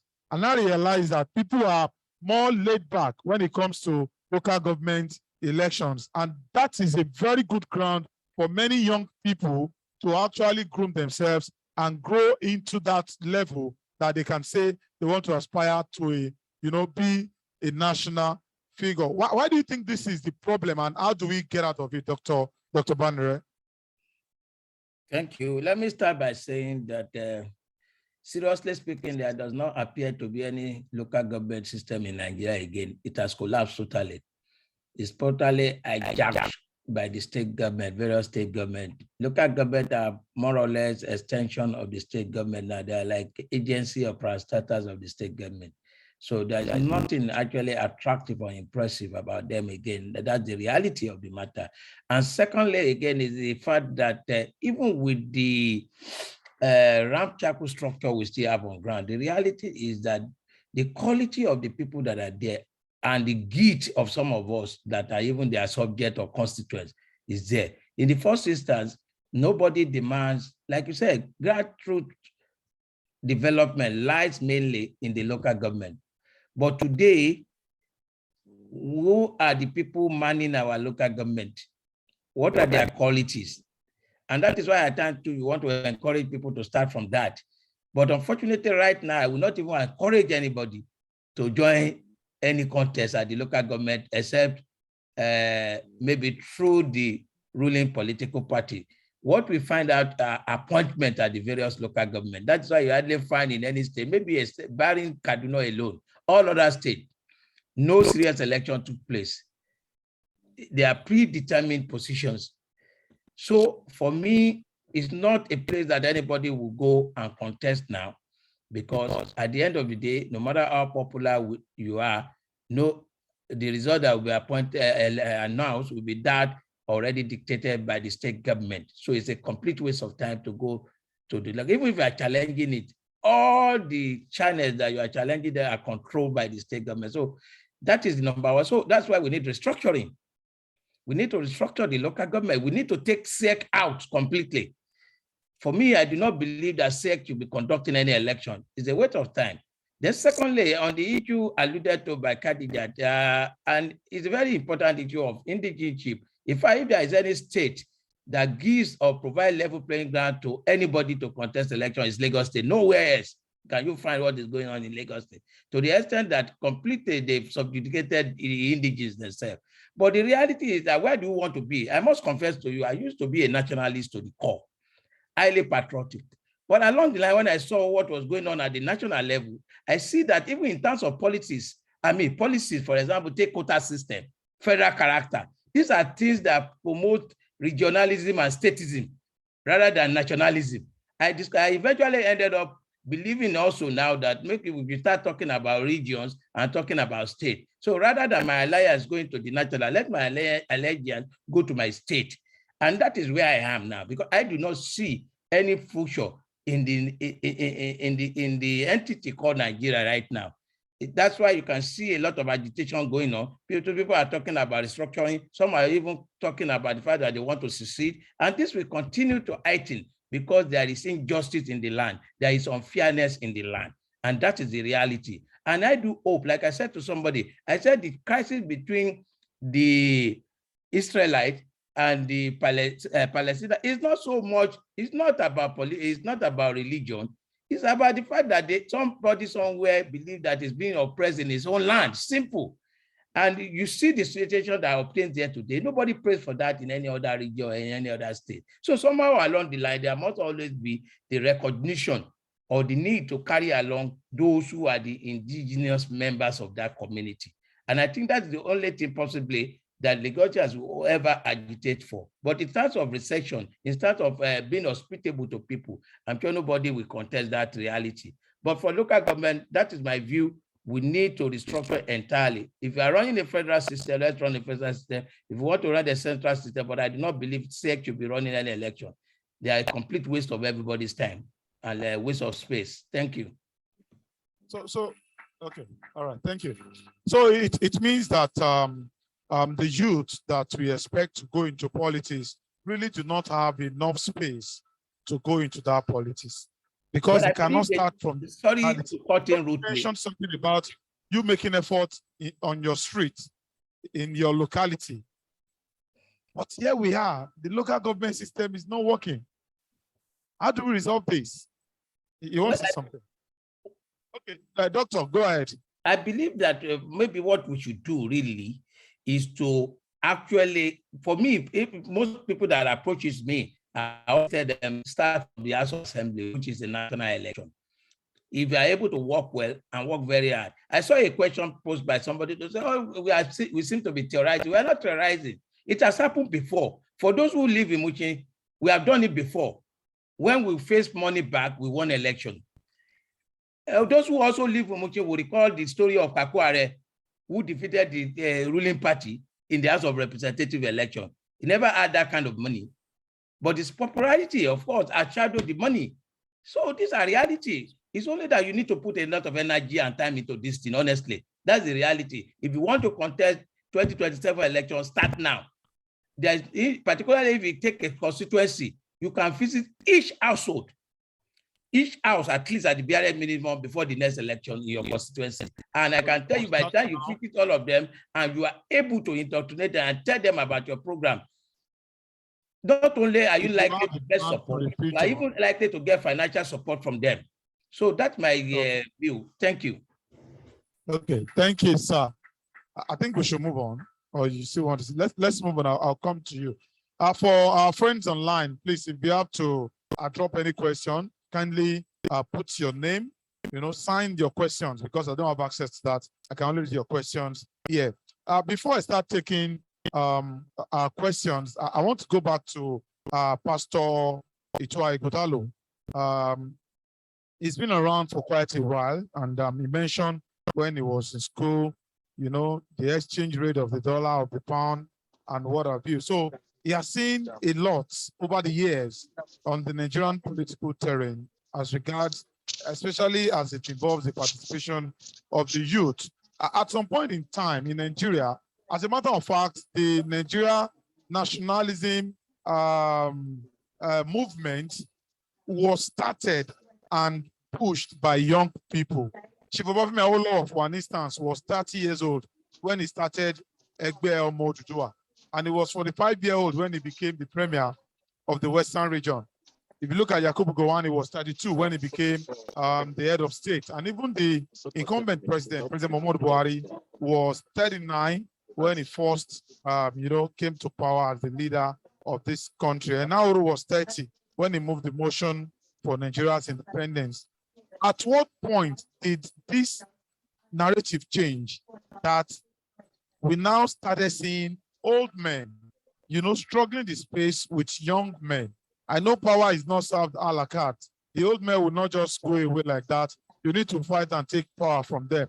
But at what point did we see that change? And what do you think led to that transition that we no longer find young people, taking leadership position in Nigeria, and it became the affairs of the same people that have started the project 1950, since 1956, since 1960. They are still the one in charge today. And what do you think led to that? Because I believe that if we identify the root of the problem, solving the problem will not be difficult. Pastor. Well, I think one of the things that really affected the polity was the incursion of the military, which truncated our natural political process. Like you rightly said, Chief Obafemi Awolowo was 30 when he started Egbo Modua, 45 when he became premier. Okay, if we had allowed our politics to go through, he would have done his 8 years or whatever as premier, and then he can't come back. Then Ladoke Akintola will come and do his own 8 years. After that, somebody else must come. Hopefully by this time, it would have been a younger person who they have sort of brought up and groomed. That one will do his own 8 years, and then he will go to the next generation, and so on and so forth. But when the military came in 1966, they truncated the political process and began to rule by fear. They too, they were very, very young men, okay? And they grew in the process. Even Obasanjo was only about 38 when he first came into chief of staff, Supreme Headquarters. Murtala Mohammed himself was 38 or 39. They were young men. T.Y. Danjuma himself was 28 when he got into governance and leadership. And like you said, Yakubu was a bachelor. He was 32. He wasn't even married. He was still carrying girls up and down. But they truncated that process. And the politicians just stood in abeyance. They stood by the side, waiting. So when 1979 came and politics started again, Shagari came back from the shadows because he hadn't run his own political course. He was part of them in 1960. He was secretary to Tafawa Balewa, So all those old gladiators, even Awolowo came back. By this time, he was almost 70, and he ran UPN. They had not satisfied their political yearnings and run their course, and they came back.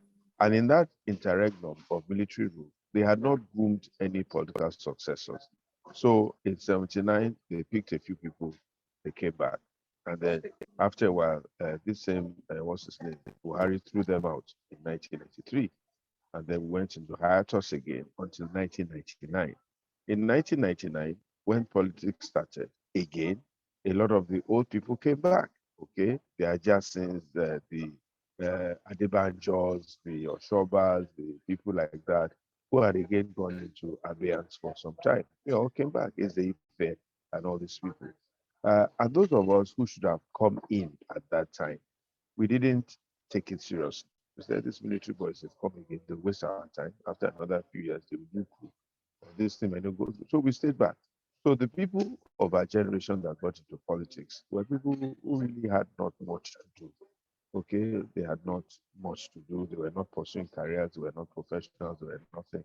They were just hanging in there, or they were friends of the military boys, okay, who had showed them one or two things. So they came in.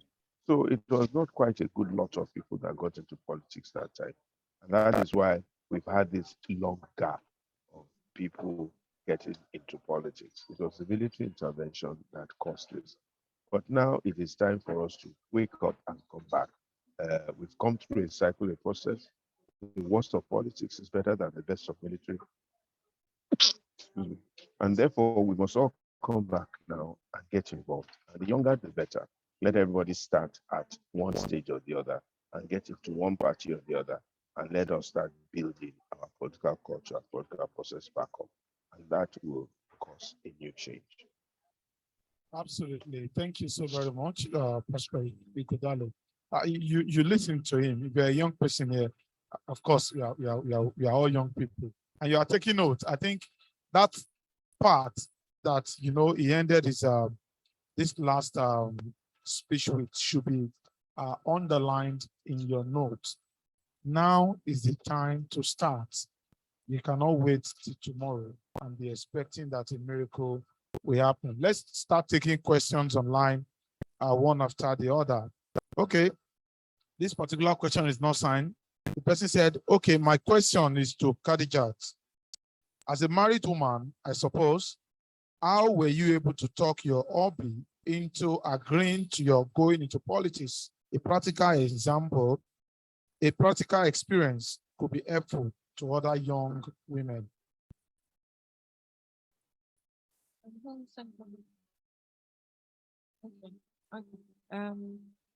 Online, okay. Thank you, madam. I believe it's a woman asking.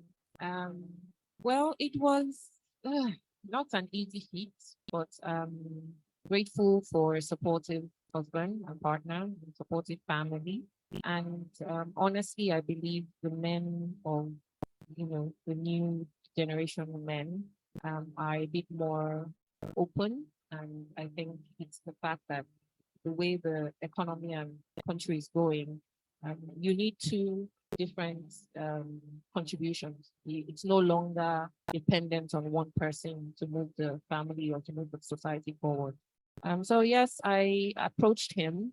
I think I'm from a political family, so I'm sure somewhere deep down, I've always been around the politics one way or the other. So I took my time being mentored.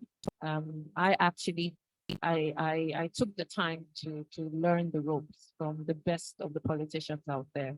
And I took my time. I watched what they were doing. I learned the ropes. I took a lot of time doing this, and I did not jump right in because I realized that you need to learn before you jump. So strategy was my thing. I've always been at the background, always been part of the system, one way or the other, in terms of watching what they were doing. I chose not to join the politics.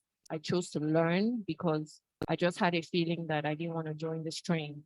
I wanted the next train, which I felt was going to be more accommodating to us. I approached him one day and I said, he saw me going that way, and he said, they're going to, I don't want trouble, this and that, and I, you have to be persuasive. It's not one time, so over time, a few times, but also you have to build trust.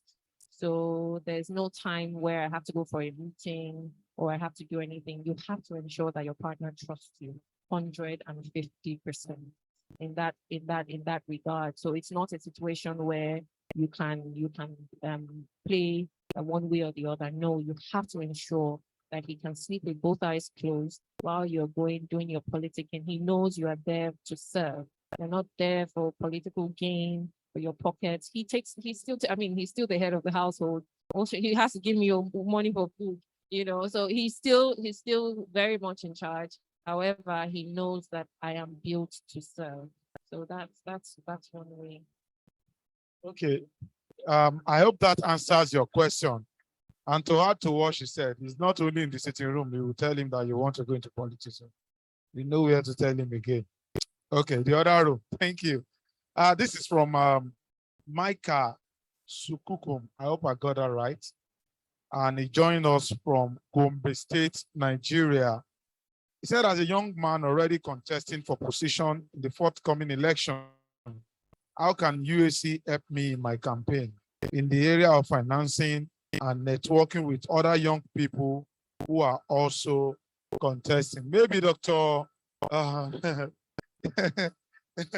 Mwizwanire will be able to respond to that. And I think it has to do with the creation of platforms like Pastor Godalo said in his opening remarks, that create a platform and lubricate the platform over time. But Micah wants to know how UAC as a platform can be of help to him. Dr. Banire.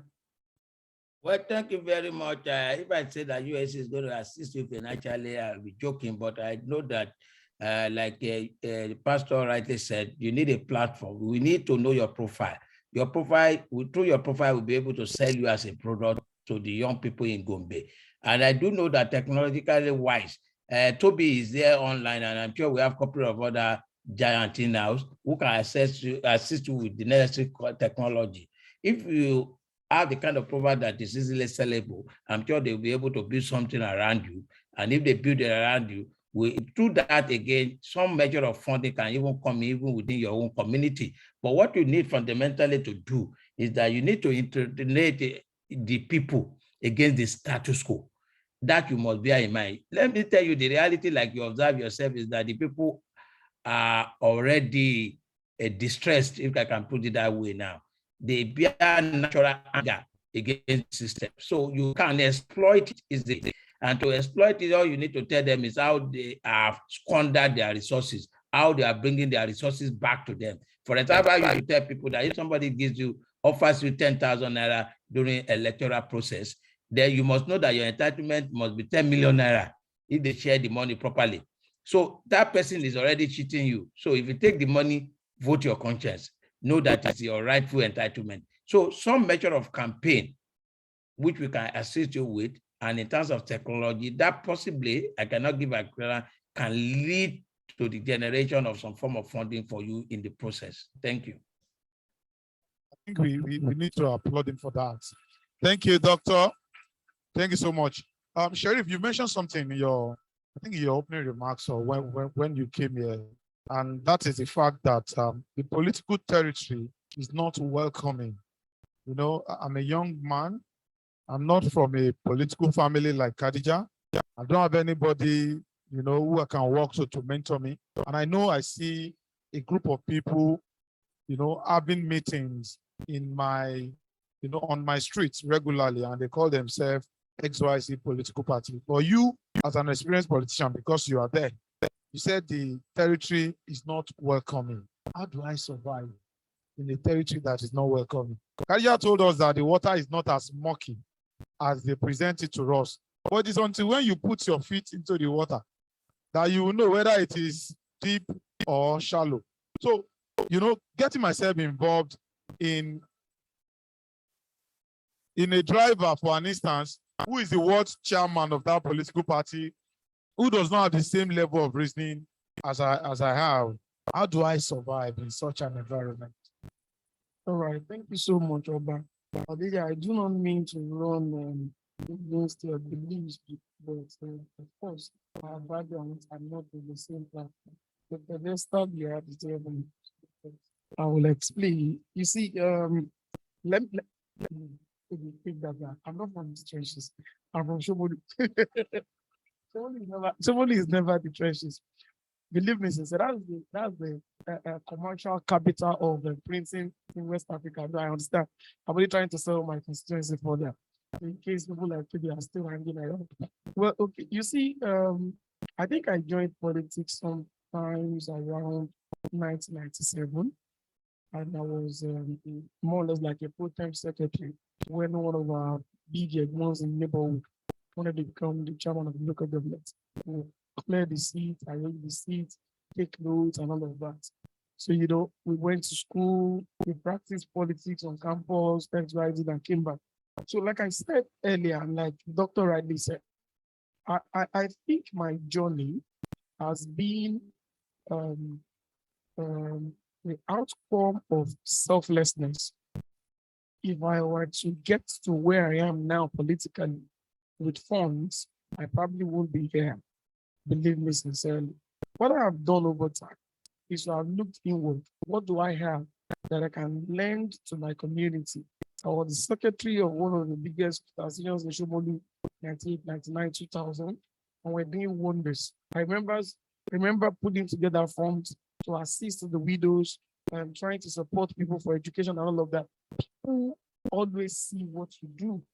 And at the time, when I felt Shomolu's reputation was on the decline, what I kept doing was created several avenues to rebrand Shomolu, radio talks, TV shows, and all of that. And I try to represent my community from that angle. People see, they know what I brought forward. And for about 3 years or there, but I really can't remember, 3 to 4 years, I was running free tutorial centers, free. I wasn't doing it for political reasons. I was just doing it because I felt for people on that gauge, it was from my pocket. It was from my pocket. Of course, I really don't have much to spend. The benches are not things you buy every month. The board is there. Permanent and marker is not expensive. And what I need to teach them is my repertoire. So I was doing that for free. People will look for their children and say, where is Shegu? Oh, okay. Oh, it's also the prof. Oh, that bed.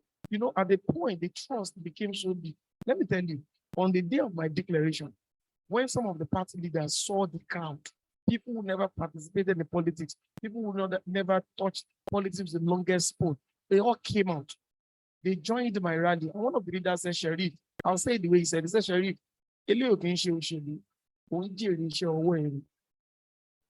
no, because I don't even have a shishi to share.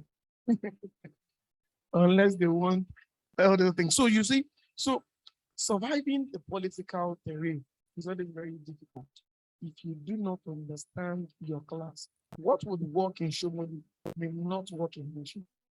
What would definitely work in Moshi may not work where Kadija comes from. Ikoyi, I presume, so you don't work there. Don't worry, don't worry. We'll come back. Don't worry, I'm only kidding. I'm only kidding. Don't allow her to talk to me. So you see, so you need to understand your terrain, understand what you are bringing to the table, and then you try to join the night. Just like the doctor said now, if you're interested in running in 2027, you need to start now.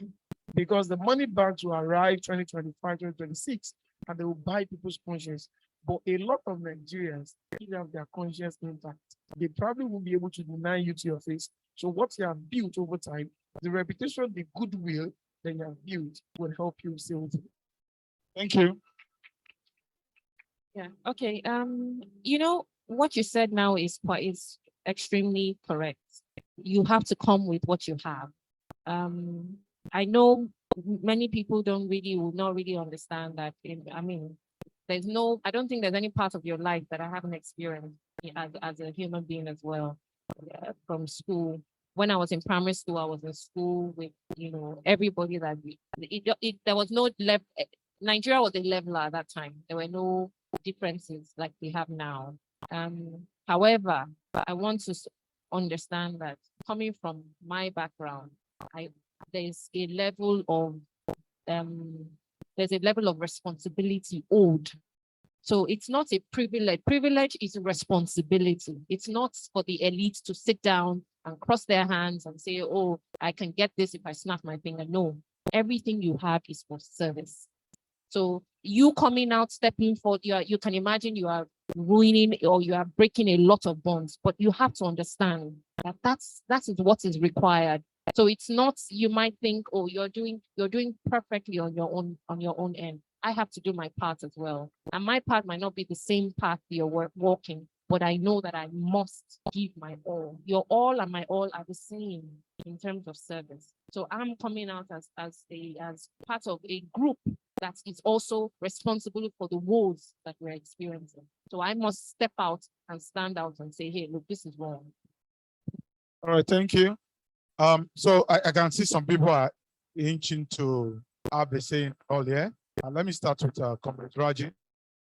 Okay, we need to make it as brief as possible.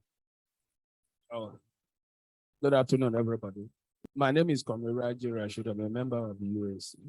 On the issue we're discussing today, for some of us, we're a little bit liberal, but the democracy wasn't in place when some of us joined the struggle.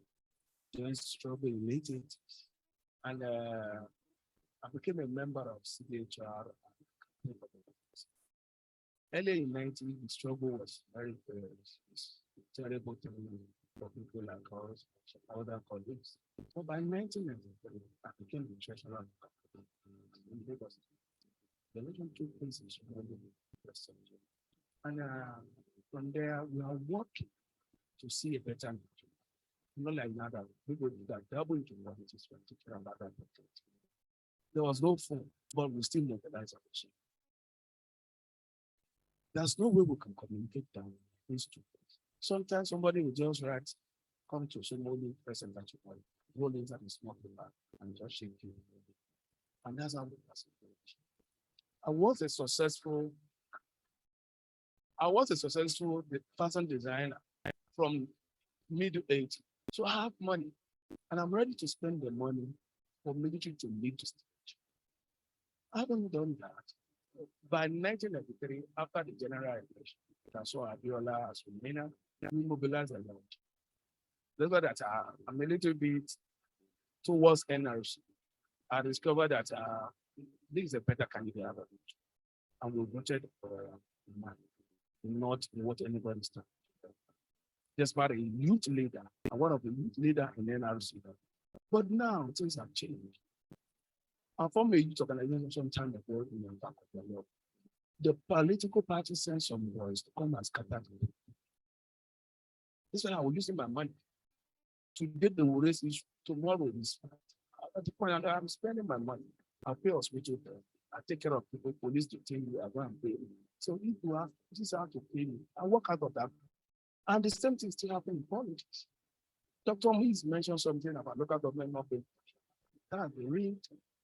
Because at the local government level, you choose a candidate that is will be better.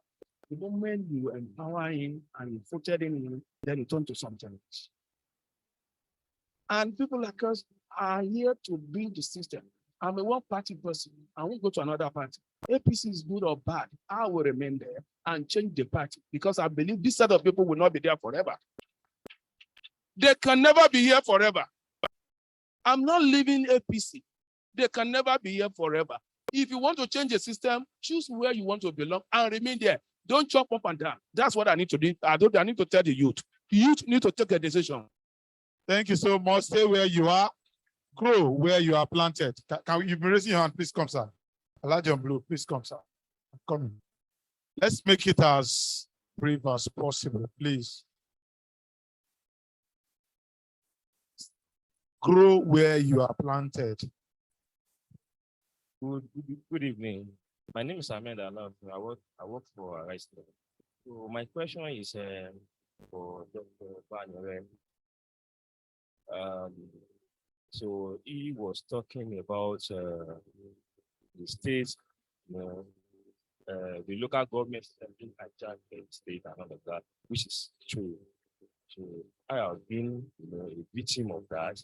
We have tried our hands in politics, but because we are not, especially when he, retired from politics, he told us that it's not going to be part of them, and they know that we are, followers, that we actually utilize us because of that. So now my question is that we have been saying this for a long time, that this is the problem, this is the problem. How can we really solve this in a pragmatic way? We need to solve it. We can't continue complaining about we are bitter about what is really happening in the system.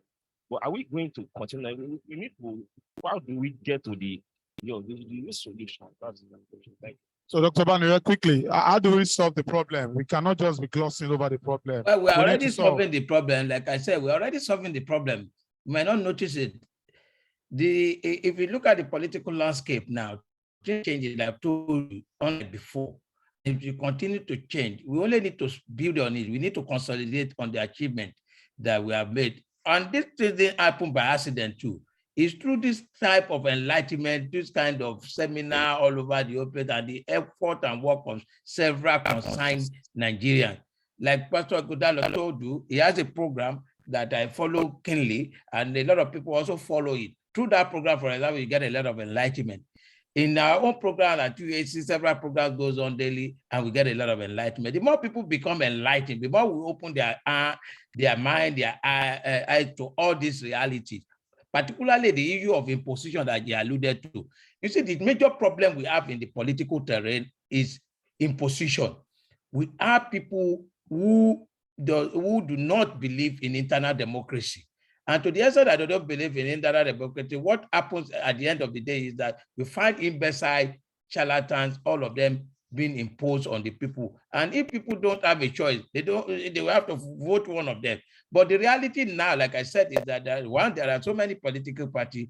Two, people are beginning to get more and more enlightened. I know that their vote counts, and it will continue to count. Even like rightly said as the moderator, the Electoral Act has radically changed a lot of things. It's only in UAC here that we have done an exposition of the Electoral Act. And people have seen the reality that the kind of rigging that they used to do in those days has become very, very difficult now for them to do. And some of these things will be eliminated gradually. So we are making progress as far as we only need to consolidate, continue to improve where we are now. But certainly we are making progress. Let all of us troop out. Like Toby said, let's continue to build alliances, platforms across board, network, people of like mind coming together, then we can change the narrative. Thank you. All right, thank you so much. So this is what we are going to do now. If yours is a question, tell us which of the panelists you are directing your question at. So we take all the questions together, and the panelists, please just get your pen and paper. So when a question is directed at you, you can write it down. We take them in a batch, and then we now take time to react to the questions. Meanwhile, we have the chairman of the youth wing of the United Action for Change Online. That's Mr. Abdulrahman Lekki. He has a minute or two to, have a say. Mr. Lekki. Yeah, thank you very much. Thank you very much for inviting me, and I also want to thank all the panelists, the convener of UAC, the panelists, and everybody here, and everybody here present. I think a lot has been said about youth participation, and it is just the time for the youth to take the bull by the horn and seize the initiative. Today in Nigeria, about 70% of our population are under 30. 70% of our population are under 30. That's massive. So the youth should continue to encourage themselves, learn the ropes, and channel their anger towards mobilizing themselves for action. That is it. Once you channel your anger properly, mobilize yourself for action, learn the ropes of leadership. Because it's not about the youth mobilizing themselves, taking over. If you take over and you don't understand what you need to do when you become a leader, you mess it up. So it's about that's why Dr. That's why Dr. Panere spoke about the leadership recruitment process as being faulty. Exactly. The recruitment process, put yourself under the tutelage, under the mentorship of some people you see as role models. Continue to learn the ropes. I can tell you for free, if we continue to do this, very soon we will be able to change the narrative. The youth population must just be decisive. If we are, the sky is just a starting point and can never be a limit. But like I've always said, I would never subscribe this lazy way of thinking, saying they are not giving it to us. The elders are not leaving the stage for us. Nobody will leave the stage for you. This is a world we are in, a world where you have to fight for it. You have the energy to fight for it. You have the population to fight for it. You have the wealth. Because you'll be lying to yourself, you think you don't have the money. You have the money. That is why I would not support, I may be a little bit, not be totally in support of those who complain of APC, APC's form fee being too high. No, if APC's form is too high, leave APC and go to another party. There are about 80 political parties in Nigeria. Go to another political party, mobilize yourselves. And if you want to stay in APC with that very, very high fee, you have the population. If all of you mobilize yourself and contribute 5,000, you will buy the form. And with your population, you will shame them and win them. And if you don't want to stay there, leave their party, go to another political party, pull your own funds together, mobilize to 2,000 naira, 1,000 and 500 naira, and do something. Just do something and stop this lazy complaining. It's just about you taking action, and we'll be there. Thank you so much. Thank you, Mr. Lekki. So when you mentioned 5,000, I saw some people raising their eyebrows. Long. Anyway, we start from somewhere. I saw, membership card of some old men when they were building the action group. Each time they went for a meeting, you have to drop something. It's not that you are going there to share rice. or you are going there to share money or Ankara by the candidates, you are the one that own the party and you must, run the party yourself. So we are going to do this thing constituency by constituency. I'll start from constituency. This word A1. Any question here?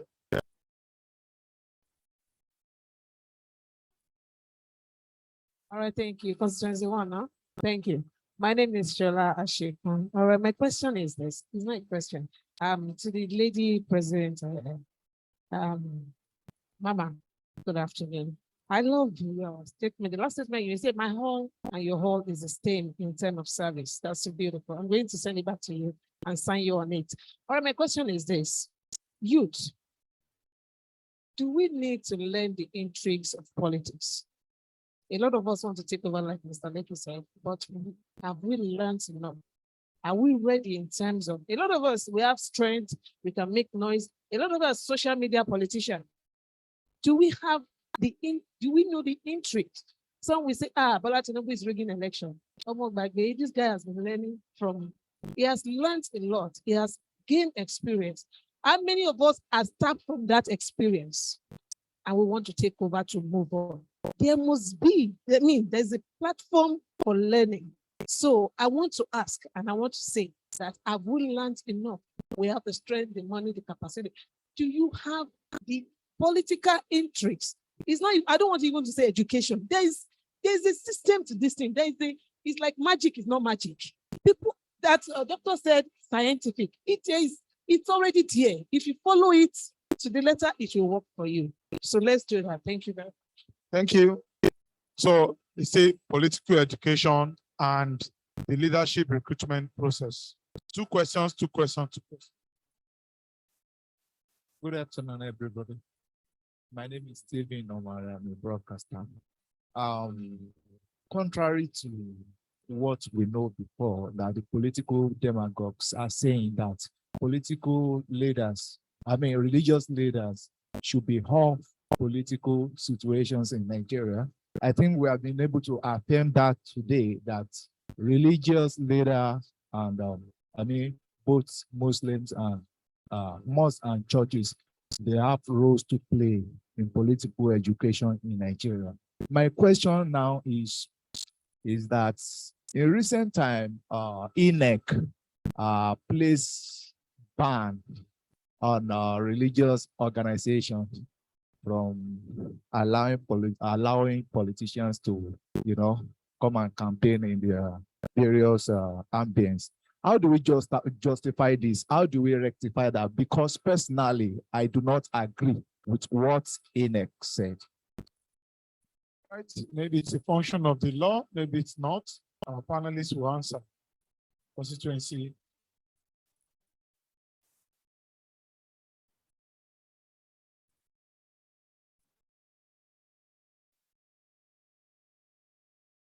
Good evening once again. My name is Alayinka Banere. Firstly, I want to appreciate the convener of this program. And I'm also part of the UAC. Doing a fantastic job. It's not really a question. I just want to address what you're doing. I want to appreciate the candidate. The girl has said a lot today. And Pastor Tuatu has mentioned a lot. I know Doctor has been saying a lot for a very long time. So I'll not even mention Dr. Banner. So I want to back Toby, starting from Toby's thoughts and where Dr. Maurice took Toby from. Number one, you have to learn. The learning is having capacity to grow. And that's what Khadija mentioned. That she went to school, quality education to learn. And she also went through mentoring process. That's why she went through. And also Toby, at 31, Dr. Moise was a commissioner and is not. So there's a gap. What I want to say now is that we need to look at the basic needs, because education, politics, they are not the same. Politics in Nigeria is an investment. You don't know that it's a business, they don't go to it. You have to sell to make a return on investment at the fastest period. If you put 100 million into politics, by the time you are coming in, you are taking the money immediately. That's an investment. But at the same time, when you look at the level of poverty in this country, you do not want to go into politics. But if you have the basic needs, doing a blind giving to get a blind trust, okay? The blind giving is taking things from basic needs, then moving into the next level to support people at the grass level. We mentioned 20 in 2027, that's a lot of years. But you can actually start from a very young age, start taking people unknowingly, because conscience is politics. Nobody will tell you that. Conscience, you can take the money for somebody and get to the polling vote and vote for another person. At the second of voting, that's where decision takes place. And that's the reason why we have to buy conscience with basic need to support people. Thank you. Thank you so much. Conscience is politics, but do politicians have conscience? That's the question. Any other question here? Let's move on. Yeah, take you. Yeah, thank you very much. My name is Aki Onimagu. I want to thank the convener. I'm a member of UAC. Well, I've listened attentively to everything we have said here today. So what I want to say is a kind of question, also a contributions. I want our doctor to note it. I also want the pastor to note it.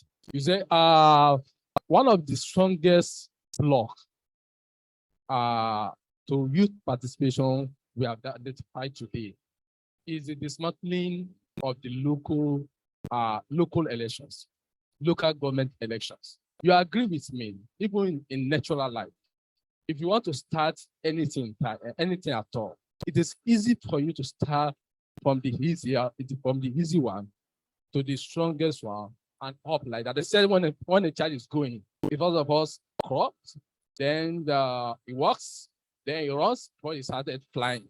So if the first step of participation, we have been talking about education, mentoring, and everything. If the first step, the youth is expected to start, where the youth is start at this dismantling, it's not more available. You cannot play here. Then what are we talking about?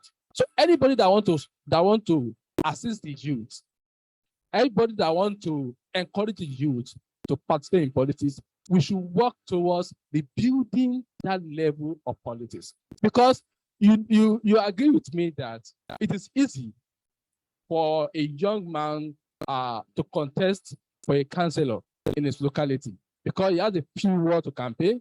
With a little resources, he will be able to do something very tangible. But it's not more there.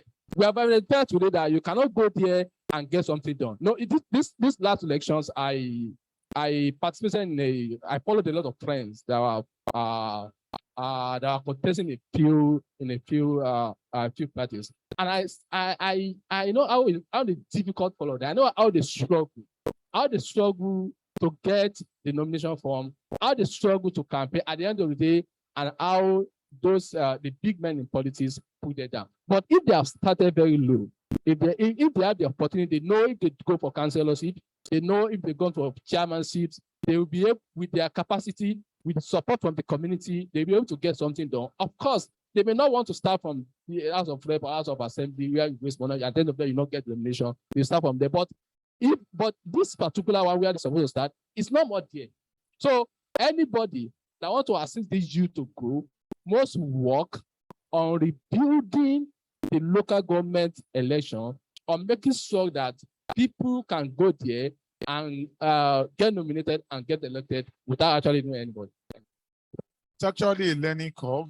I have a second question here already. Maybe I'll come back to you after this. Thank you. Good evening. I am Comrade Obanago Mohammed Ibrahim, member of United Action Team. My is a contribution. I contested election 2019. Yeah. And I think when people talk about youth in leadership, like Doctor said earlier, that now he has started thinking of start talking about his zone more than the nation. I think I am more concerned about those who can do the job very well and not only about the youth. Yeah, it must be the youth. I contested the election. I will tell you a brief story about. At about 14 polling units, my ballot paper box were snatched away. And those who snatched my own where I voted was my age mate, people who I think I was.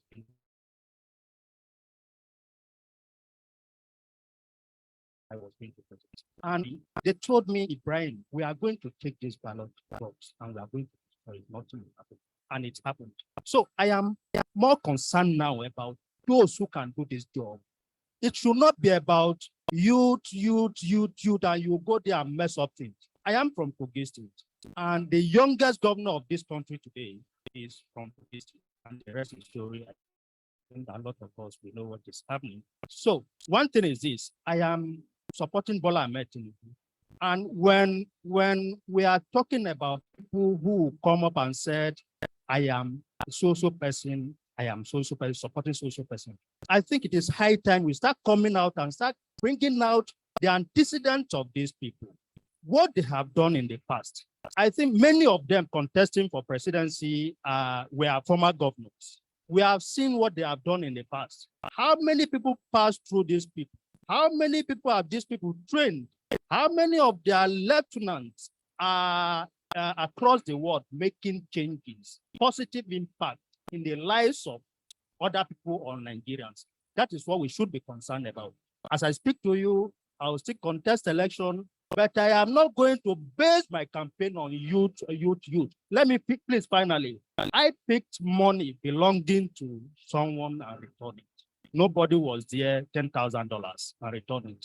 Those who insulted me the more were my age-mate people. It was the elderly people who eulogized me the more then. And I keep listening to a particular radio station. When Punch newspaper posted my story, and those who commented there, I saw a particular name. That particular name keep calling this particular radio station and abusing those in government, telling them they are not ruling well, they are not doing things. But they have forgotten that it is who you are. It is who you are. It is what you do, you take the government. Good evening. So a youth can be, and an elderly person can also be. So we take the final 2 years before we take the spillover. No, it's 2 per row. Then after that, we can now take any leftover. Yeah. Good evening, everyone. It has been a long day. I want to make a comment and then possibly a question. Let me say that my first comment or chat will be to the youth. I know we've listened and had a lot of things today, but first and foremost, I like to take it from the business.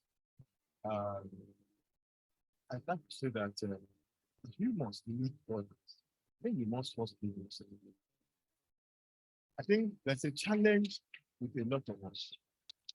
Yes, I also believe that, okay, one, the terrain of the system make it look like that. Because the system has a feel of not best at most time. Right? So because of that, I think we have a lot of gap in leadership. And for us as youth, it's very, very important for us to be conscious and be intentional about aiming for leadership. Because I seldom ask people, now you want to lead us at level of local government, I mean, let's say the one that is grassroots. Where else are you think? What leadership opportunity are you exposed to? Do you even know about leadership? Because I think what drives us most time is I want to be there. I want to have authority and power. But I'm not to that. And that's the first thing I'm saying. So a lot of people are talking about personal development. Get involved in so many other opportunities that you can lead, where you can lead and display, make errors. Don't use the national levels as a place to make your errors. And possibly, I don't know what the governor of Kogi is at the lesser value, but maybe has been throwing out that privilege, and that's one. The second one, sorry, is where do you just start from? Now, I still believe that the system makes it so tough for us to find our foot. But nevertheless, I think what we need to do, because the truth is this, it appears that those on me. Now I'm not ready to give. And if you look at, I mean, he says that 1 year. Look at another 4, 8 years. So he said he doesn't not see have opportunity. Now, personally for me, I'm like, okay, if I have opportunity to lead as a not everybody will for election, the former chairman of one of this party, Labour Party, died not by the and is a mentor. He said, I'm going for the presidency, but go and be studying in the Ministry of Trade and Investments. So that where if we tap, what can you do there? I think each of us should look at what can we do. Not just want to be in the electoral participate. What can you do? Which ministry have you been studying? Where have you sharpened your skill? That if they throw opportunity today, finally, sir, remember the governor of your state, former governor, that they impeached, I was it the deputy or something, and then he gave they throw up from the system. They throw up one of the top, who is the very strong ally to become deputy governor. But he could not survive because there's nothing. It's just a tout.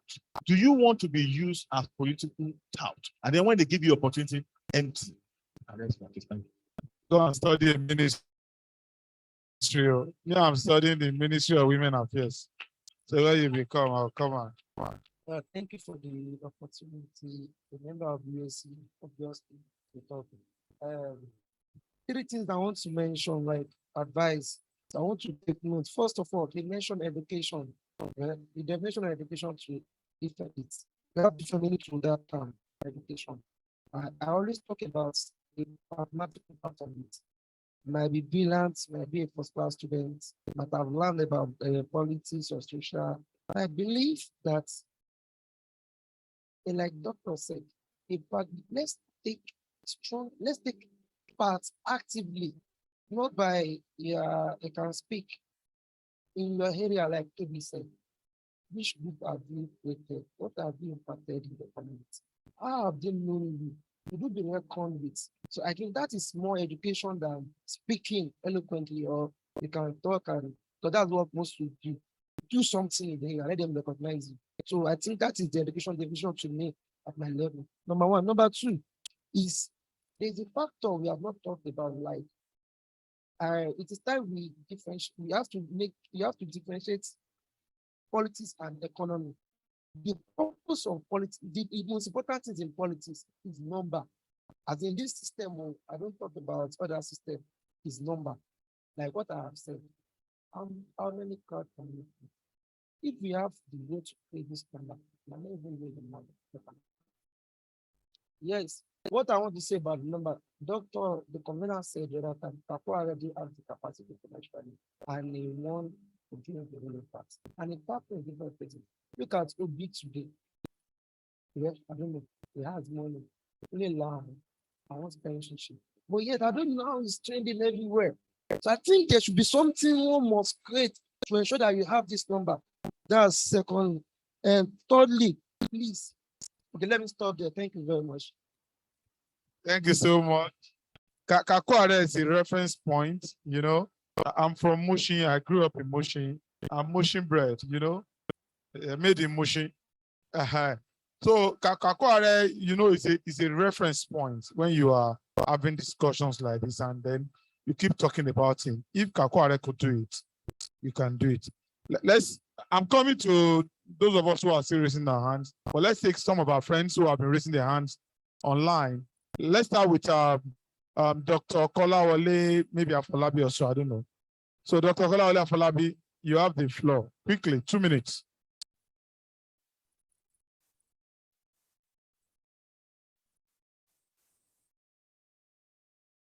I don't think it's online. Let's take Tijani Muftar. Tijani Muftar, 2 minutes, please.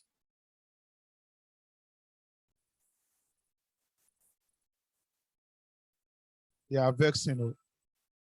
Okay, Dr. Kolawole is here. Let's take him.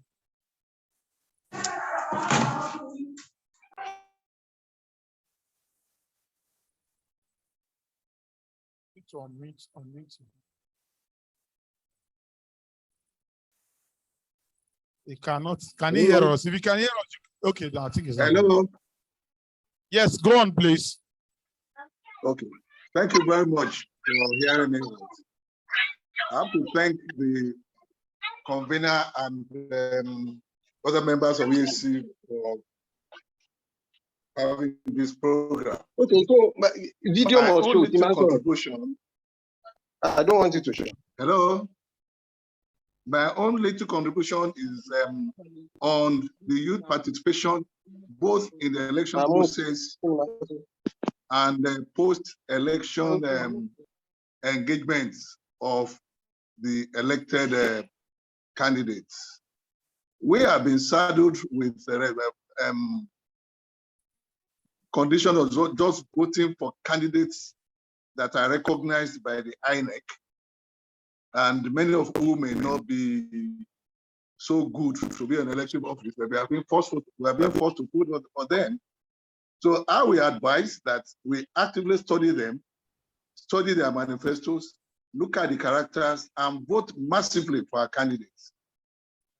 Going forward from there, I will look forward to probably thinking about creating a movement of the youths and other members of the public in ensuring that elected politicians are accountable to the Nigerian people, especially and deliverables from.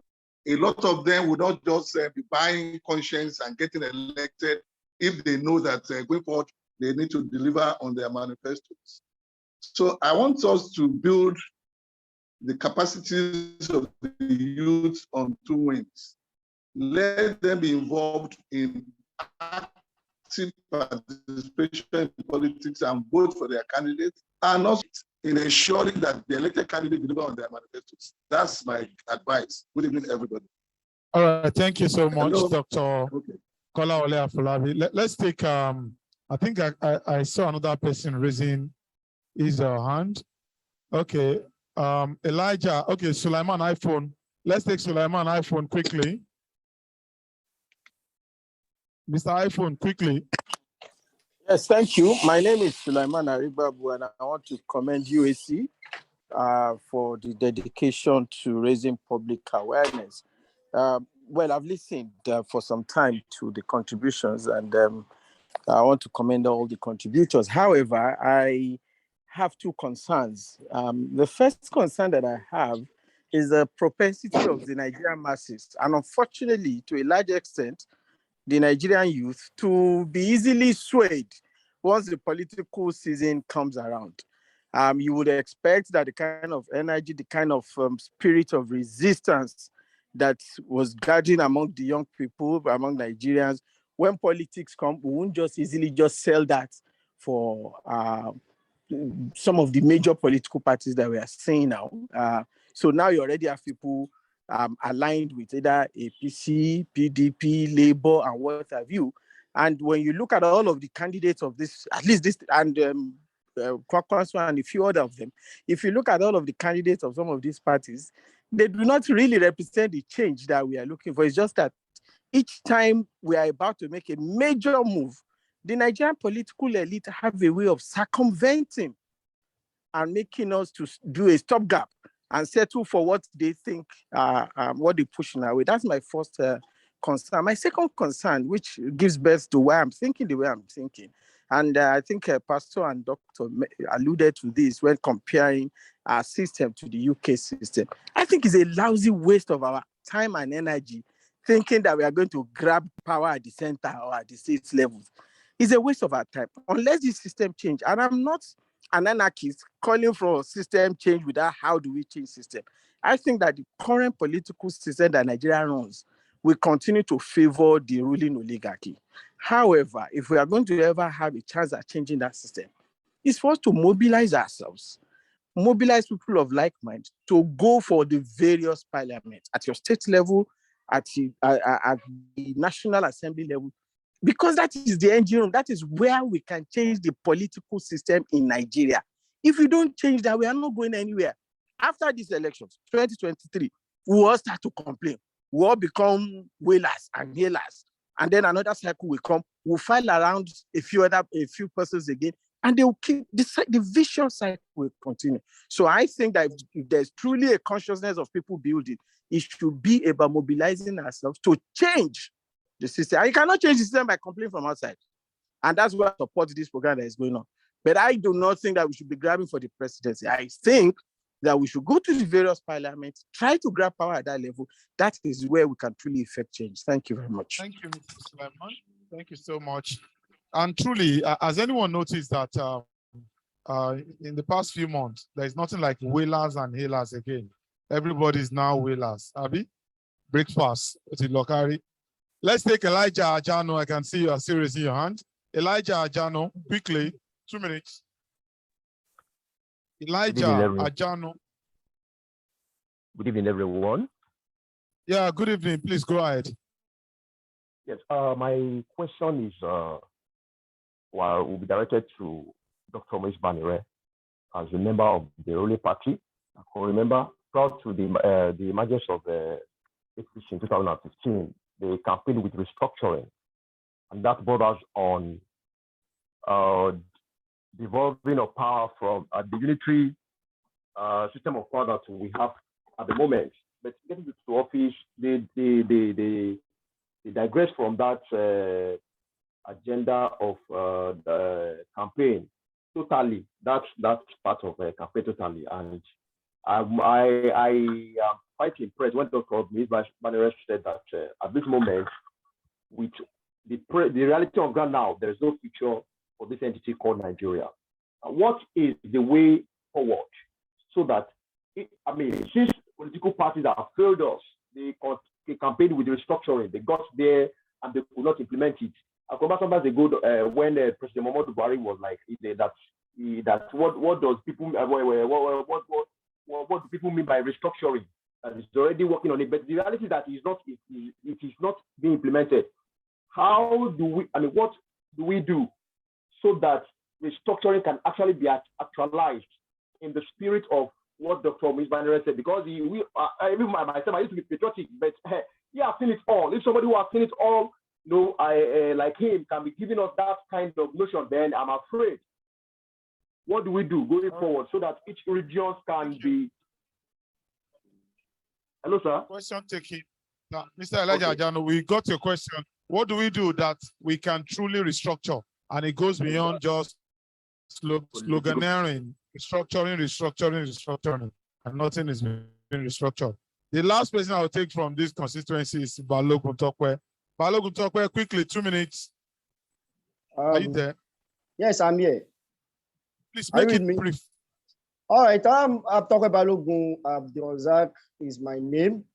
Presently, I'm contesting under Action Alliance as the governorship candidate. So I've been involved as a youth and contest for the position of governorship in Lagos State. I've been involved since 2 decades. I've been learning politics from the elderly ones, and we've seen so many things, especially for the prominent parties. The truth is, the prominent parties will not give the youth the opportunity to really thrive the way they want to thrive because of the way the party system has been structured. The godfather aspect of the party system is the main quagmire that is really slowing the pace of development of this nation down. If we want any meaningful thing to happen to Nigeria, then the youths have to evolve. You have to have a revolution through the ballot, through an independent party that will be outrightly different from what the elderly ones have already held sway to. Because whenever somebody has good intentions and they have good profile before they came into the system, the godfathers that brought them in must have invested a whole lot of resources to make them. And at the end of the day, paying back dividends of democracy will have to go to those godfathers eventually. And at the end of the day, the youths will become like one of them in the long run. And at the end of the day, we start blaming them that this one joined them. At the end of the day, is now a spoiled brat. So if we really want something meaningful, we have 18 political parties, and that is why those parties are created, so that we can evolve. We have to evolve. We cannot continue to be brood on the eggs laid by the people that we tagged corrupt. Thank you very much. Absolutely. Thank you so much. So we take two more interventions here. after which we allow the panelists to have their say. I think we have more reactions than questions. Okay. Good day, House. My name is Okonkwo Chidera. I run a network of 300 plus youths. Basically, there was a man that spoke here and spoke about personal development. I would like to first of all shed light on personal leadership as the first thing needed, building our internal economy before we can really put that outside on whatever external world we have. I have a question for Mrs. Aditya.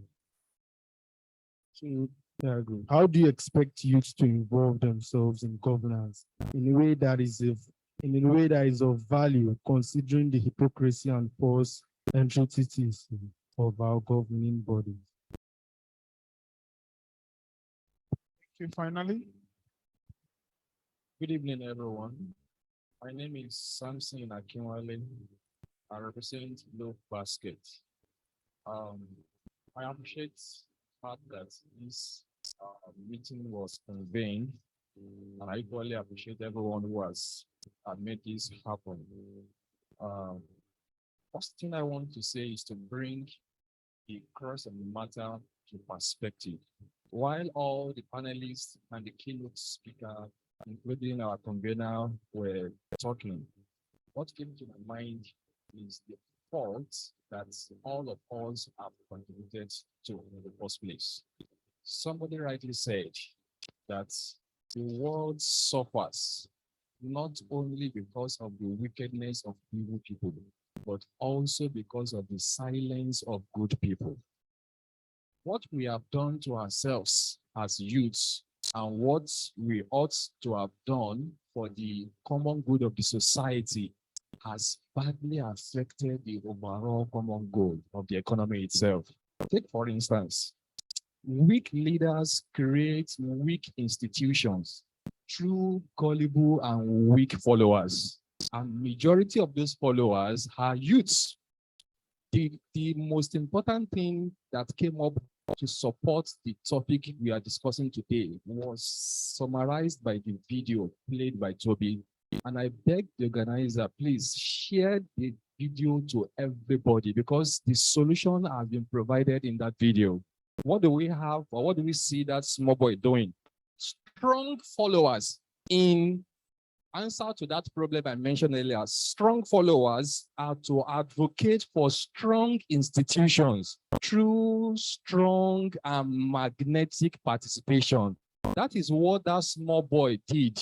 He first mobilized like minds. If you checked, it was the little children like him that first rally around him. You want to lead. Do you have like minds? Home and abroad, nobody has even bought into your ideology. And you want to step out to do something more bigger than your capacity as it were. So that is exactly the starting point, to mobilize participation and cooperation from people all around you in the small area that you have. And you can now gather momentum from there, and every other thing begins to take shape. So that's exactly what I want to bring our understanding into this evening. Youths, we have to participate, but there is a strategy for that participation, magnetic and strong participation, mobilizing strong, like mind. Thank you. Thank you so much for that. I love the video, especially that, we have Indian actors there. That's what interested me most anyway. Quickly, we have some questions online, but I'll just run through them, breezily so that we can bring this to a close. How do we survive in such deep political sea as a youth? And that goes to all the panelists. How do we survive in such a deep political sea as a youth? Another one said, my question to Dr. Banire, what do you regret most as a politician working post-military era as a commissioner and other responsibilities assigned? Daniel Joseph said, it's a pleasure to be part of UAC Leadership Summit. Okay, my request goes to Pastor Igodalo. He said early that there is an involvement in an organization program every Thursday. How can I get involved in this program? I don't know. Maybe Pastor will answer that. Eze Aloysius As a mentor to many youths, Dr. Banire, among the 3 leading candidates for the presidency, which of them will you likely vote for? I am for Shure though. So Dr. Banire is putting you on the spot. Abidemia, you know, I agree with all the rhetorics, but we are not there yet. Individual candidates will definitely be submerged by the money bags. Politics in Nigeria is predominantly with who has the financial war chest. Economic exigencies in Nigeria won't allow our people to choose the right candidate. Now, everybody's saying, choose the right candidate. Vote for the right candidate. Who is the right candidate? Nobody's answering that. Abidemia, you know, okay, I've read that. Mike Asukum, I've read your question. I agree with all, but politicians know the weakness of the masses because they will purposely create poverty to the masses. And when election is around the corner, then the little amount they give the masses, definitely they will follow them. Please, Khadijat should not be worried about the indigenous sentiment. Non-Brits are in the highest office in British politics. That is directed at you. Yeah, there are Nigerians there too. If the masses are conscious with the way politicians manipulate them now, they will realize that this time we will make a difference, and the best option for the masses is to choose candidates with integrity and capacity. These 2 qualities are okay. Anyway, I hope I got the drift there. All right, and this is an epistle. I may not be able to read. Tonight, I think. Okay, let me read. Sorry, please let me read. I think I agree with what everyone have said and mentioned, but I think there's one fundamental problem and issue out there. Our dear country and Africa face a lot of identities. Firstly, talking about democracy. Can the system of democracy practiced in the West work well and serve us as a nation? That's the question. Better system that I believe is to create and form our own type of democracy that suits our identity and people. Let's take the example of Singapore as an example, a country that's of the size of Lagos State, adopt a democracy that suits their identity. So it's talking about, you know, trying to modulate, trying to, reform the system of democracy that we practice in this part of the world. Latif Seriki, my question goes to Pastor Igodalo. He mentioned ignorance. Is the ignorance about the leaders or the ignorance of the youth? Which one, sir? Please clarify. So I think I'll drop the anchor there while the panelists take their turn to react to. So we have more of opinions than questions. So we don't need to dwell much in reacting to those opinions. Let's just react to questions specifically so that we can bring this to a close as soon as possible. I'll start with the woman. First of all, I think I want to open this statement with power is only given to those who show up. If you don't show up, you're never going to be involved in any decision making that goes on. And then somebody asked about the intrigues, madam, about the intrigues of politics. You know, we do understand that they're intrigues, but we don't want to follow the sets intrigues that have been put in place. Those intrigues are designed to bring up the worst of humankind. They're designed to bring you to the lowest of who you are as a human being, just to get ahead. Those are not the type of intrigue we want to follow. We need to build a new path. We're not concentrating on the old, we're building the new. That's one. And then it's also important to, somebody talked about walking, jumping, and flying. It's important that we started where we started, because we ran the campaign. We had volunteers from across the world. We had from China, people calling and very constant from China, from Australia, from the UK. Apart from grace from Almighty Allah, from God, that was definitely a factor. But we also brought together Nigerians that were not Harvard trained. They were not trained from Cambridge. They were from Mushin. They were from Ebute Metta. They were from Kogi states. They were from Ife. They were from Ogun states. we went to Borno State, we went to Kano.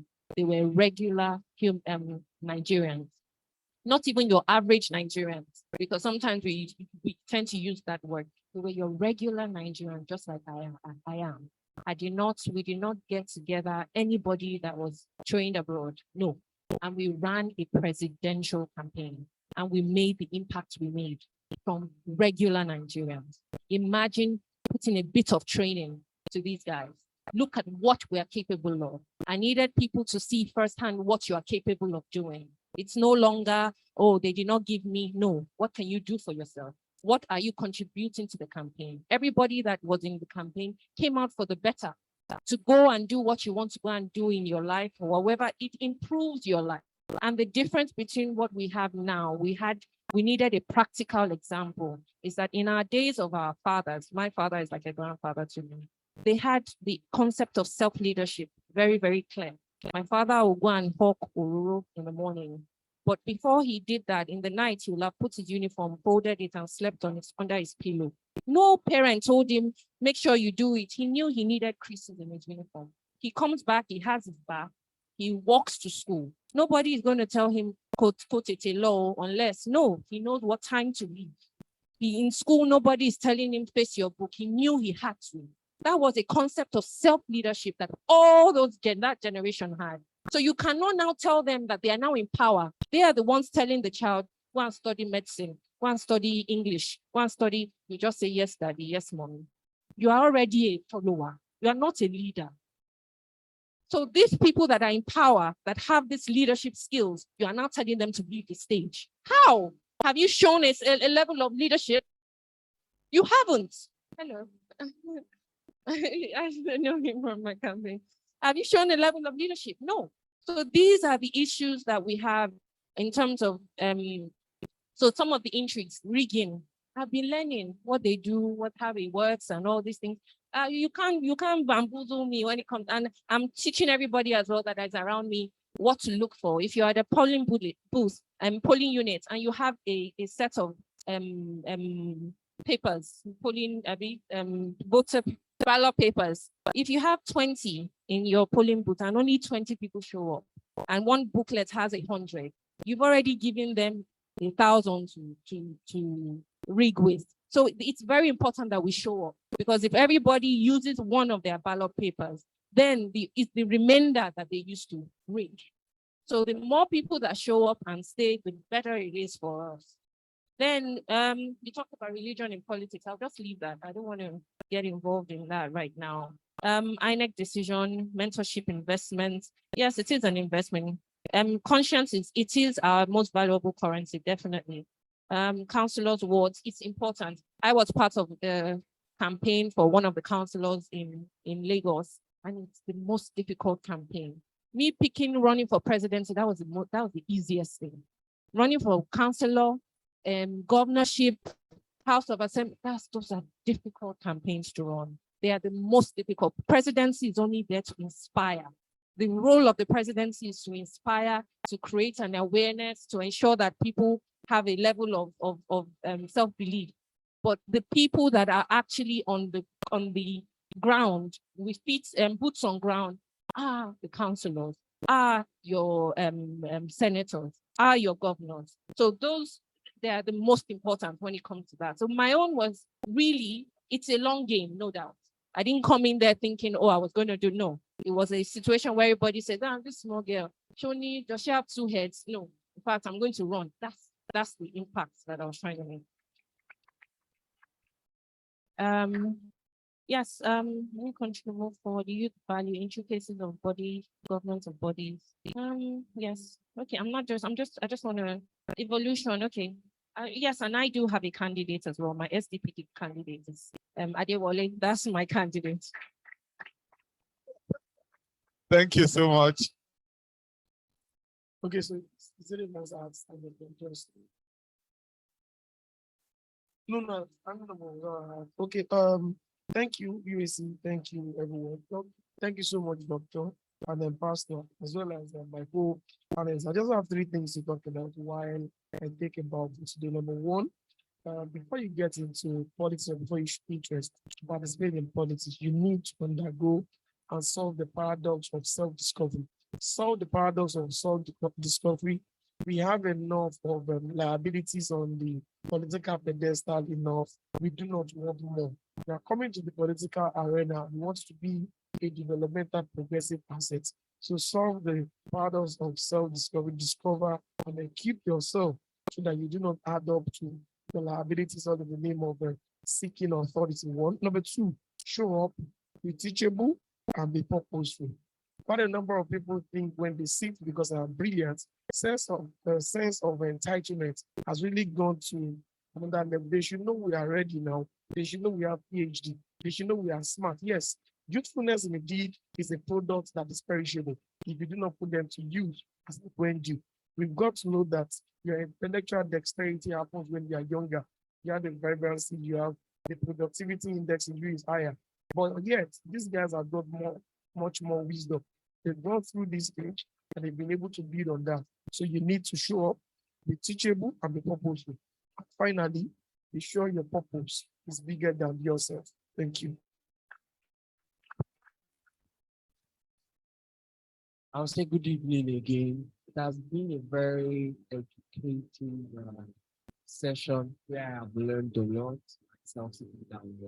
Doctor, thank you for the opportunity.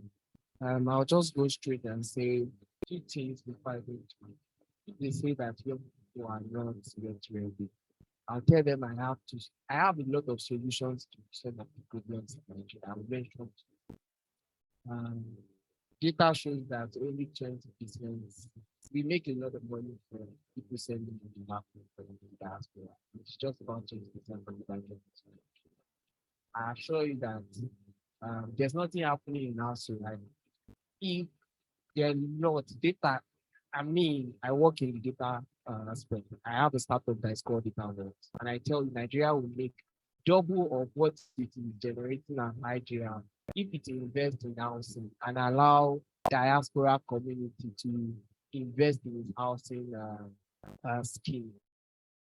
If they do also want to do that, instead of all these shambles 5,000 entrepreneurship fund that they are doing around, they should just copy the Y Combinator. There are a lot of people who want to do startup. Give them $100,000 and own 10%. It is Nigeria who will own 10% of that company and see if they will not do 100x for them in the next 5 years. I've just given two out of many that is in my head. If they need more, let them do it. Let us now move on to my final talk. Let me tell every young person here, if they say you are young, that you are not yet, learning is a continuous thing. It is Kaizen. I call it Kaizen. If they say that I've not even stopped learning, I'm still learning. If Jack from San Francisco found a 19-year-old in Kaduna for him to be a CEO of his next company, then why should you say I'm not competent? So young people, don't be the enemy of yourself. Rather, rally around yourself. Organize. If I am to see it, sometimes you don't know how much capacity you have. So I was in Ghana for 8 months. And the most powerful data person in the world happened to be John is yet to be 50. He's a billionaire. John is sitting down in front of us and they're saying that every morning they have to deliver data to the president of US every morning. Every morning. This is the person that is yet to be 50. He has a PE. They said when they wanted to employ her, Natasha, they have to release all her lifetime on social media because what she handled is very, very good. Very young. She speaks with FBI, CIA, and like they have a school. She was live in Ghana, and if you talk about, I mean, the amount of knowledge that flows out of these people, I just look at it and say, if these people can do it at this age, then I can. So let nobody tell you that you are good or something. People who are running the banking sector are fintech and young people like they are building from ground up. So I say young people build community. Learning is continuous and brings mentorship. I can't overemphasize it. Every time that I go out, I have another mentor called Kola Oyinyeyi. He runs the position park. Currently, Kola Oyinyeyi in Dubai.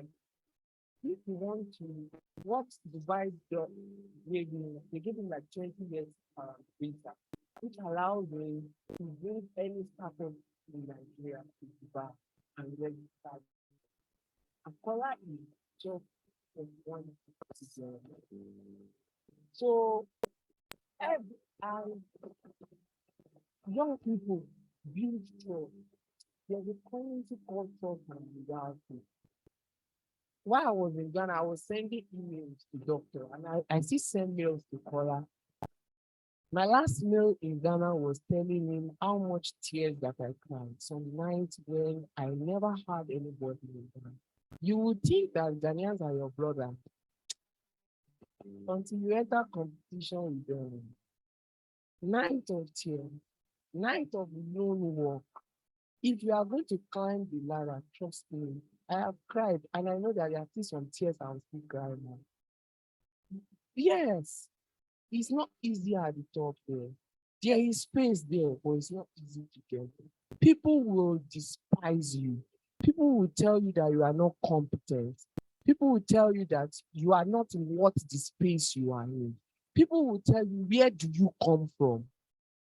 It is for you to stamp your feet and say, yes, I have the capacity. At this level that I am not even struggling to even tell you how competent am I. I am already looking at what is it to be. If at my age at 21, somebody is valuing my company at $1 million outside of country, and when I come into Nigeria, somebody is telling me my company don't make worth that. So sometimes the prophet doesn't even have a value in his country. And I say delay gratification. I still enter Uber. Sometimes I enter. You may not have a car. Just delay gratification and keep walking. My last is roll up your sleeve. Young people, let us roll up our sleeve. Sometimes when you go on social media, thank God for this year. I had thought that Big Brother will shift our attention. But now they are beginning to listen and say, if these people will abandon Big Brother and just be pushing one candidate, you are setting a signal. And politics is about numbers. Every time I say it, I want to build one of the biggest data bank here in Nigeria and Africa because it makes you very powerful.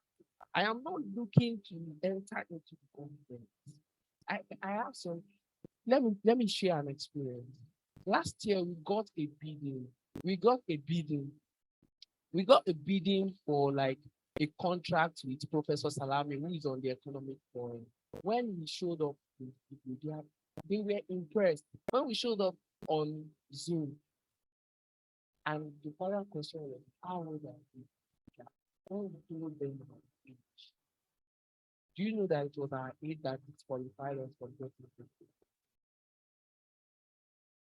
Yes, because it felt like I am a professor.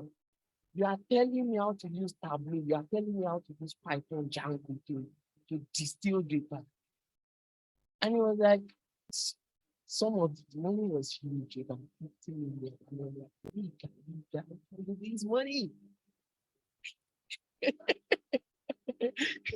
So it is part of it. And I say it that I will forever be grateful to Dr. Moise for believing in me when I was nobody. And so I will say it to everybody, you are not young. Step your foot. Put that your, if they say want to declare yourself. If you did not win, you will learn from it. We should not only declare just because we want to win. Make a statement in your environment and say, I am running for the post of counselor. I am running for the post of this. If you don't win, you have made a mark, and it is going to be in your CV that you ran at a particular point, and it also make you visible. So let's go ahead and do it as young people. Thank you, Toby. That was so, I don't know the Oyinbo to use. Thank you for that. Powerful, powerfully delivered. It touched you. Okay, no be only shock. This one I touch now. It touched you. Uh-huh. So I'll go online to take Pastor Igodalo, then I'll take Doctor, and then we bring this to a close. But before then, I want to throw a challenge at you. Have you read a book this year as a young person? What book are you reading at the moment? We don't read. Read. Let's start from read. Nigerian youth hardly read. You believe that once you're out of school, that is the end of reading. No, that's the beginning of reading. Toby was saying something earlier. He never mentioned the book. I went to him and he just smiled. So apparently he has read the book. The book is called Leader Without a Title. Get yourself a copy. Interesting book. It will really help you. In fact, it will summarize everything that we have discussed here today. Pastor Itwa Igodalo, sir. Over to you, sir. Thank you very much. Let me first of all thank... Pastor, you're always on the move. I've noticed that at the beginning of this. Well done, sir. More strength, more strength. If you know the number of things I've done today, you'll be shocked. But anyway, we thank God for everything. And I'm still able to be here. And it has been a very, very engaging conversation. So let me thank again my brother Luis for putting this together. It's a major step in the right direction. And let me thank you, our host and our compere, for moving the discussion along very, very nicely and moderating in an excellent way. And all those who have participated, it gives me reassurance that Nigeria is waking up and Nigeria is moving along the right path. And indeed, we have no choice but to be a great nation, and we will be great. I think two questions were posed at me. I can remember the first one. I'm not so sure about the second. But the first one was somebody was asking the African Leadership Group, the Nigerian Leadership Series that I host every Thursday. How can they get involved? If I will send them the number of my back-end administrator and my chief of staff. His name is Olu Victor. And the number is 0703 0703 187 187 1514 0703 187 1514. If that number can be distributed to everybody on this platform, you will be able to call him and he will send to you the Zoom link for the meeting. And it's also available on YouTube, ALG, African Leadership Group. So let me repeat again, 0703 187 1514. And we are on every Thursday at 5 o'clock. We've had Peter B come to talk to us. We've had Showre himself. We've had Mr. Dewale of STP, Movies Banire, Patrick Toby, many rich Nigerians who have come. We're waiting to talk to Kwakwan. So we've spoken to Usman Bugaje, many people, even some young people. Even Khadijat has been on the program, and we've gotten the opinion of different kinds of people on what they think we should be doing with Nigeria and pushing Nigeria forward. I really believe in Nigeria. And somebody was just telling me this is perhaps the best time to be in Nigeria because we are going to turn the corner. Let me tell everybody that you have power. You have power in your vote. You have power in your voting card. Choose who you think is the best of the lot and let's vote for him. But by 2027, get involved. Like somebody said, I think it was Bruce himself, start planning now, start working. you'll find that if you start working early, it will not be as expensive as you think. If you start going around consulting people, doing the right thing, talking to people, offering yourself a service, adding value to people's lives, you will find out that it definitely will not be as expensive as you think.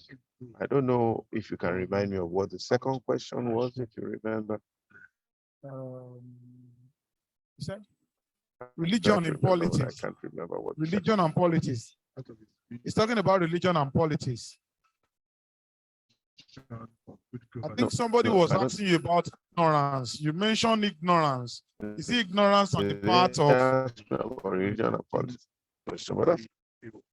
The people, or ignorance on the part of the leadership or whatever it is. You see, Nigerians are largely ignorant. I myself, I was very, very ignorant.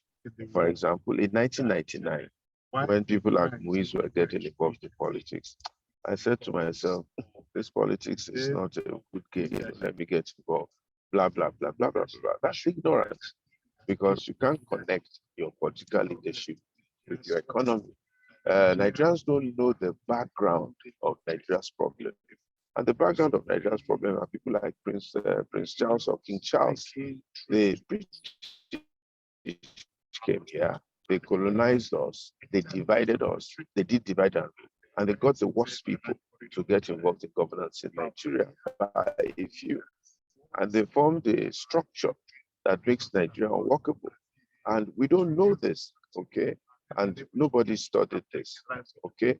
You need to understand and know where you're going. And also, I don't know how many people have read the Nigerian Constitution and what the Nigerian Constitution is talking about. I don't know how many people have read party manifestos and read the manifestos of their parties. I don't know how many people listen to the debates going on in all the various houses and in the federal legislature. I don't know any people know the rules of engagement of getting involved in politics and so on and so forth.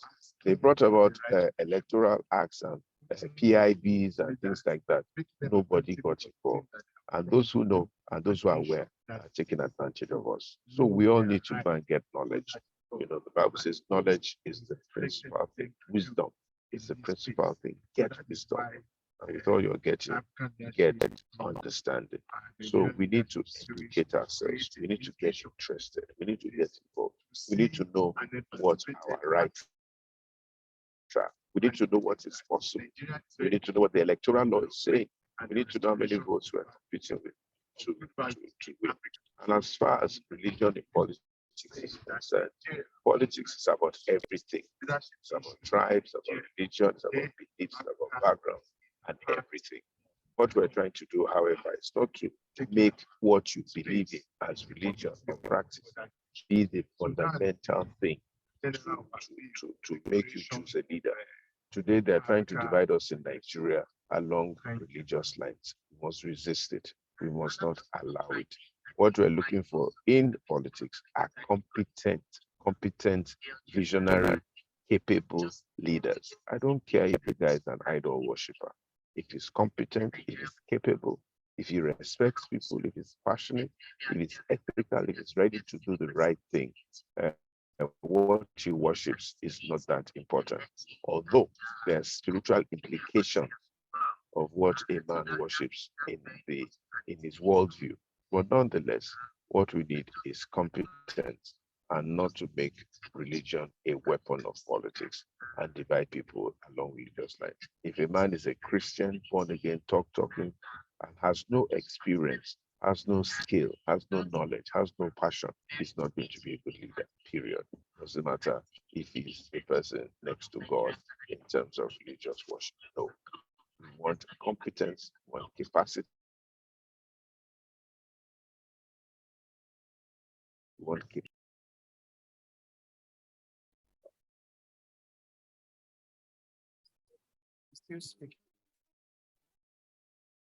So let's take out beliefs, background, ethics, and so on and so forth.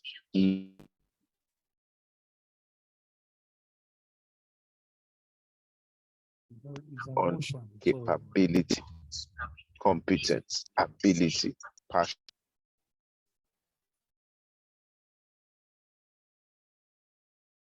Okay, I presume that you have brought that to a close.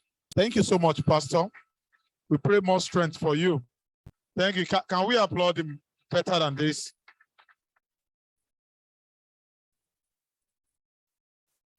You're always a motivation, sir. Thank you so much. Let me go to the convener of the United Action for Change, Dr. Moise Banere is online. Doctor. Well, thank you very much. I will try and run through some of the observations and questions that have been raised. The first is to react to the issue of mentorship and the leadership gap, recruitment gap in the country. As an organization, in the last almost 7 years now, we do an annual 3-day annual youth leadership training program that is residential largely. That has been ongoing just to bridge the gap in the leadership capacity of our youth. That goes on yearly. And I know that we are working on the mentorship structure for those youth equally. Now, on politics, I cannot but entirely agree with Khatijat on the issue of political interest. I concur and adopt our reaction totally that what we want to change the narrative of politics of intrigues as played by these people. That is the entire thing. That has not brought us anywhere. That has brought the nation down. So for us, we do not believe in all those political interests. We have to be straightforward about issues. And that is the problem some of us have with this current political system. We cannot join them because we have a mission, we have a destination that is clear to us. That is the difference that we have. So I will not, just like she rightly said, urge or encourage the youth to follow their footsteps. We need, like I said, intrigue is different from science. The science of politics now is that from the electoral register, if you do work very hard, you can know where you stand. You can see your picture easily. It doesn't require any intrigues. The intrigues come in when you continue to promote and encourage politics of your position.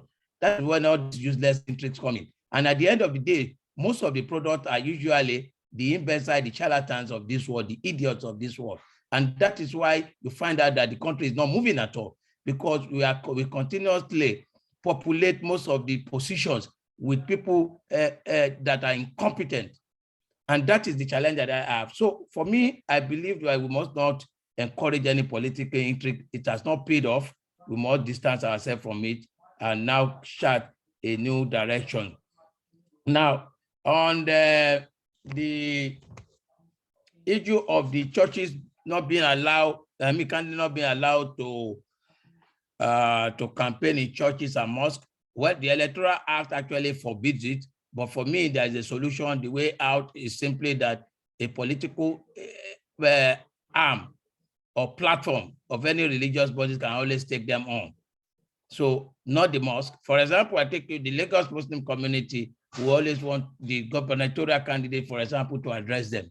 In the same manner that churches can have their own political platform where they want the various candidates to come and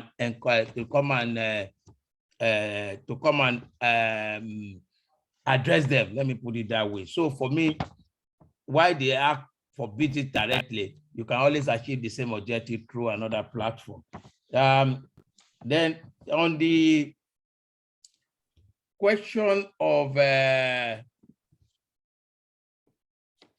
now again, somebody asked which one is my own candidate. I have not chosen candidate. I have two in mind to be candidate for now, and those two have not reached a conclusion. They're simply because I'm looking up to the debate. I want to listen to them. That is what I'm waiting for. And this is what the pastor has encouraged us to do, and which we must embrace. We must call these people out. We want to know who you are. What is your pedigree? What do you have for us? We must analyze. I know that in one of the pastor series, or a couple of them, the issue of the qualities to look out for the various offices were interrogated. There are some set criteria. Even I belong to the Big Tent. I belong also to some other organization where we have tried to define what are the criteria we should look at in determining who will serve our best interest. And these are the issues to look. For example, so when people tell me about Lagos, I said, this is not Lagos of my own dream. This is not Lagos to be proud of. I'm a Lagosian, I've served in that government. I know where we were before, I know where we are now, for example. This is not, particularly considering the kind of resources that are available to us in the last couple of decades. So for me, when we get to the campaign level and the evaluation of our candidate, of the various candidates, we will place them against the threshold that we have set. And from there, we'll be able to conclude which one is in our best interest. But we will not shy away, I can assure you, from taking a position as time goes on. Now, there is also the question, of course, I do not want to join issue with comrade, but let me go to the question on the political system. I agree with the observation that we need to change this, the system of our political governance. And I totally agree that if we are able to radically change it, it will help us in, for example, dematerializing politics. But unfortunately, the characters that we have, and we continue to vote over time, we resist it. So it's a long battle for us ahead of us, but if you are able to, and we succeed ultimately, I'm sure that that will substantially help us in dematerializing politics to a large extent. Now, somebody also put the question to me that as a member of the ruling political party and the APC campaign on restructuring, and they didn't do it. Let me first and foremost give information. I am not a member of the All Progressive Congress. I left APC since July 2018. In fact, the way I usually put it, when I suddenly discovered that I was keeping bad company, I had to leave APC. And I think I'm vindicated today. The truth of the matter is that truly, I was part of it, both the constitution draft and the manifesto. Restructuring was a major issue, but up to today, it never saw the light of the day, because in my own personal view, the characters in charge of the party and the government are not really genuine in what they say. So for me, it's not, I'm no more a member of that party. Let me just put it appropriately that way. Now, you ask again from that what is the way forward? Well, from my own interrogators, there are so many ways. One of it is one we are interrogating now. But the fundamental one that I have is that somehow there is a need for the emergence of a benevolent dictator who will help us to restructure all the entire country, including the political system. That is the way I see it. In fact, the extreme one is to say that we should outsource the management of Nigeria to external bodies. If you cannot, if we don't, so people will say we don't want recolonization, but maybe you can outsource the management, because it's appearing so difficult these days to even navigate the terrain to success. I was telling the governor of the Central Bank of England that when England saw the situation they were, and they couldn't trust all the people that they had around there, they had to go and source for somebody from Canada. The government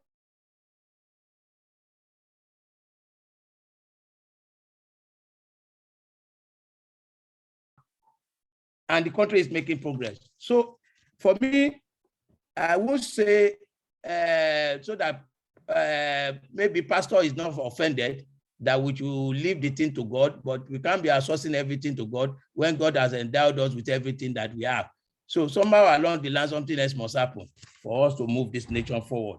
But certainly what is so convincing to me is that the country cannot even move at all, except that we restructure the system of governance, because the cost of governance in this country is enough to weigh down any country, and it will continue to be, except something radical happen in the process. So that is my reaction to that one. Now, there is also the issue of, somebody said, when I look back after government, what do I regret? My regret is that all the things that, most of the things that we achieve over time seems to be collapsing. And why they are collapsing is simple, because of lack of internal democracy in the ruling party. At the end of the day, the people, the product that you then have are the largely, grossly incompetent sort of people who could not sustain, much less moving it forward. So my regret is always on this internal democracy absence. Now, Doctor, I want us to leave here before 7, sir. I won't be done. I'm just reacting to the issues raised. Okay, sir. All right, you know what the question directed to me. Now, I reacted to Ino's question privately. We have dialogue over here privately in our private chat. Now, on the Electoral Act exposition, we have done a major one across the nation. I'm not too sure that we have the time now considering the time we have other programs, we may not be able to decentralize the local government on that. Then the last one is the issue of the interrogator design. Well, I've answered that one. Then the issue of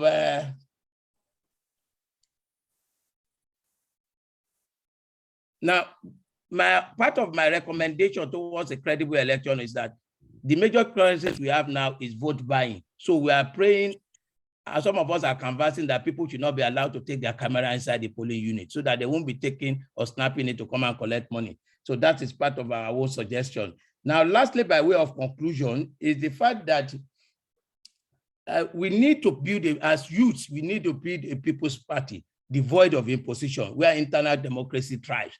We need to, like minds must continuously come together. I know that, for example, we have an association now, a group that is called a Big Ten. It consists of so many small political parties and a lot of other associations like that. But such like-minded network must continuously be encouraged. So those are my reactions to the various issues raised, except to conclude that I want Tokpe to join us in UAC, and those are the people that we want. Khadija and all other people, we are inviting them to join us.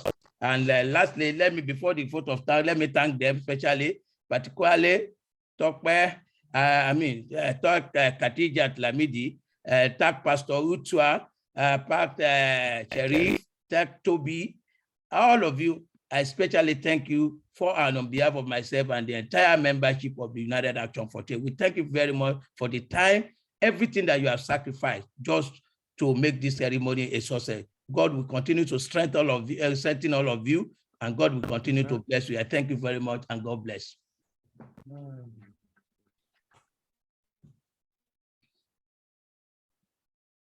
Thank you so much. Let me invite Dr. Ayoade Adeyemi to quickly do the vote of thanks, then we'll bring everything to a close. Thank you so much. It's been a long day. Let me say that we should appreciate ourselves. Please let's appreciate ourselves for staying this long. We never planned that we will stay this long, but I think it's a matter of national importance. This is another conference that must go down the memory lane that we have tried to crack and solve some problem about our nation. Let me start by thanking our panelists, our guest speakers, and those that we have specially invited to speak to us today. Let me thank Pastor Utua Ighodalo. Please clap your hand for them as I mentioned the name. The president to come, the first female president that I can see, Mrs. Khadija Okunlomlandi. Thank you so much for your time. My brother, friend, 2023, when I knock your office, don't say, let me to queue. Sheriff Adekoya, thank you for your time. And the holy youth among the Lords, I mean, not among the panelists anyway, all the way from Ghana, he flew in this morning to this country. Wow. Toby, please shout your head for Toby.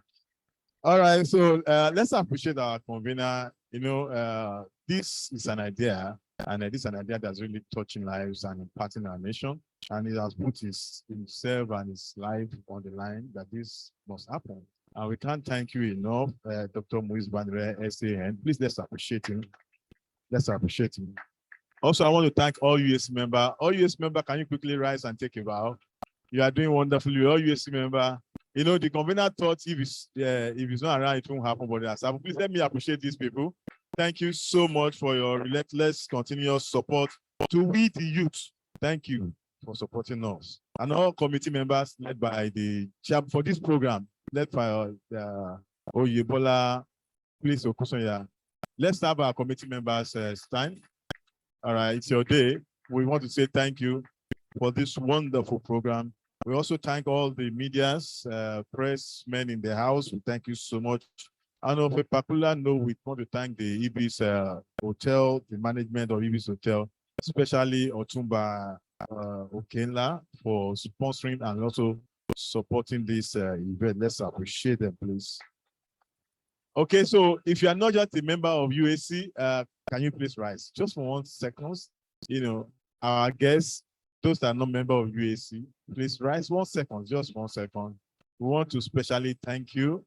US member, please let's appreciate it. Let's clap for them. All right, so I don't have the power, and so no power is confined on me. I can't turn you to members automatically, but I can tell you, you are most welcome. And you can join us. You don't need any long form. You don't need any long godfather to join us. You can please take your seat. You can join us. You are welcome. It's about nation building. It's about our country. And it's about us getting the best out of our country. So we meet every other Sunday. If you are registered, we'll send you mail, SMS to give you the details of our meeting. We meet at it twice a month. And what we do, some of the things we do is what we have discussed here. An hour, 2 hours, and we are on our way home. And I can tell you, we have been able to solve a lot of problems, and we continue to solve problems. So thank you, everyone, for your time. It's been a very long day. We appreciate you. And oh, imagine, and your name is on number 1 on the list. Okay, my brother and friend, you know, you have done so well. Our anchorman, Oba Ade Oye, thank you so much for making it an interesting time. I think you also enjoy yourself. You don't want us to go home again. Thank you so much. We appreciate your coming. So very quickly, before we get out, we have light entertainment. I think some people have been taken care of. If you are not, please, on your way out, just embrace that, and then that will be fun. Sheriff and the team, we'll never forget you. Thank you for our. Well, oh, sorry, Sheriff. No, well, thank you. Our IT guru, thank you for always being there for us. Thank you.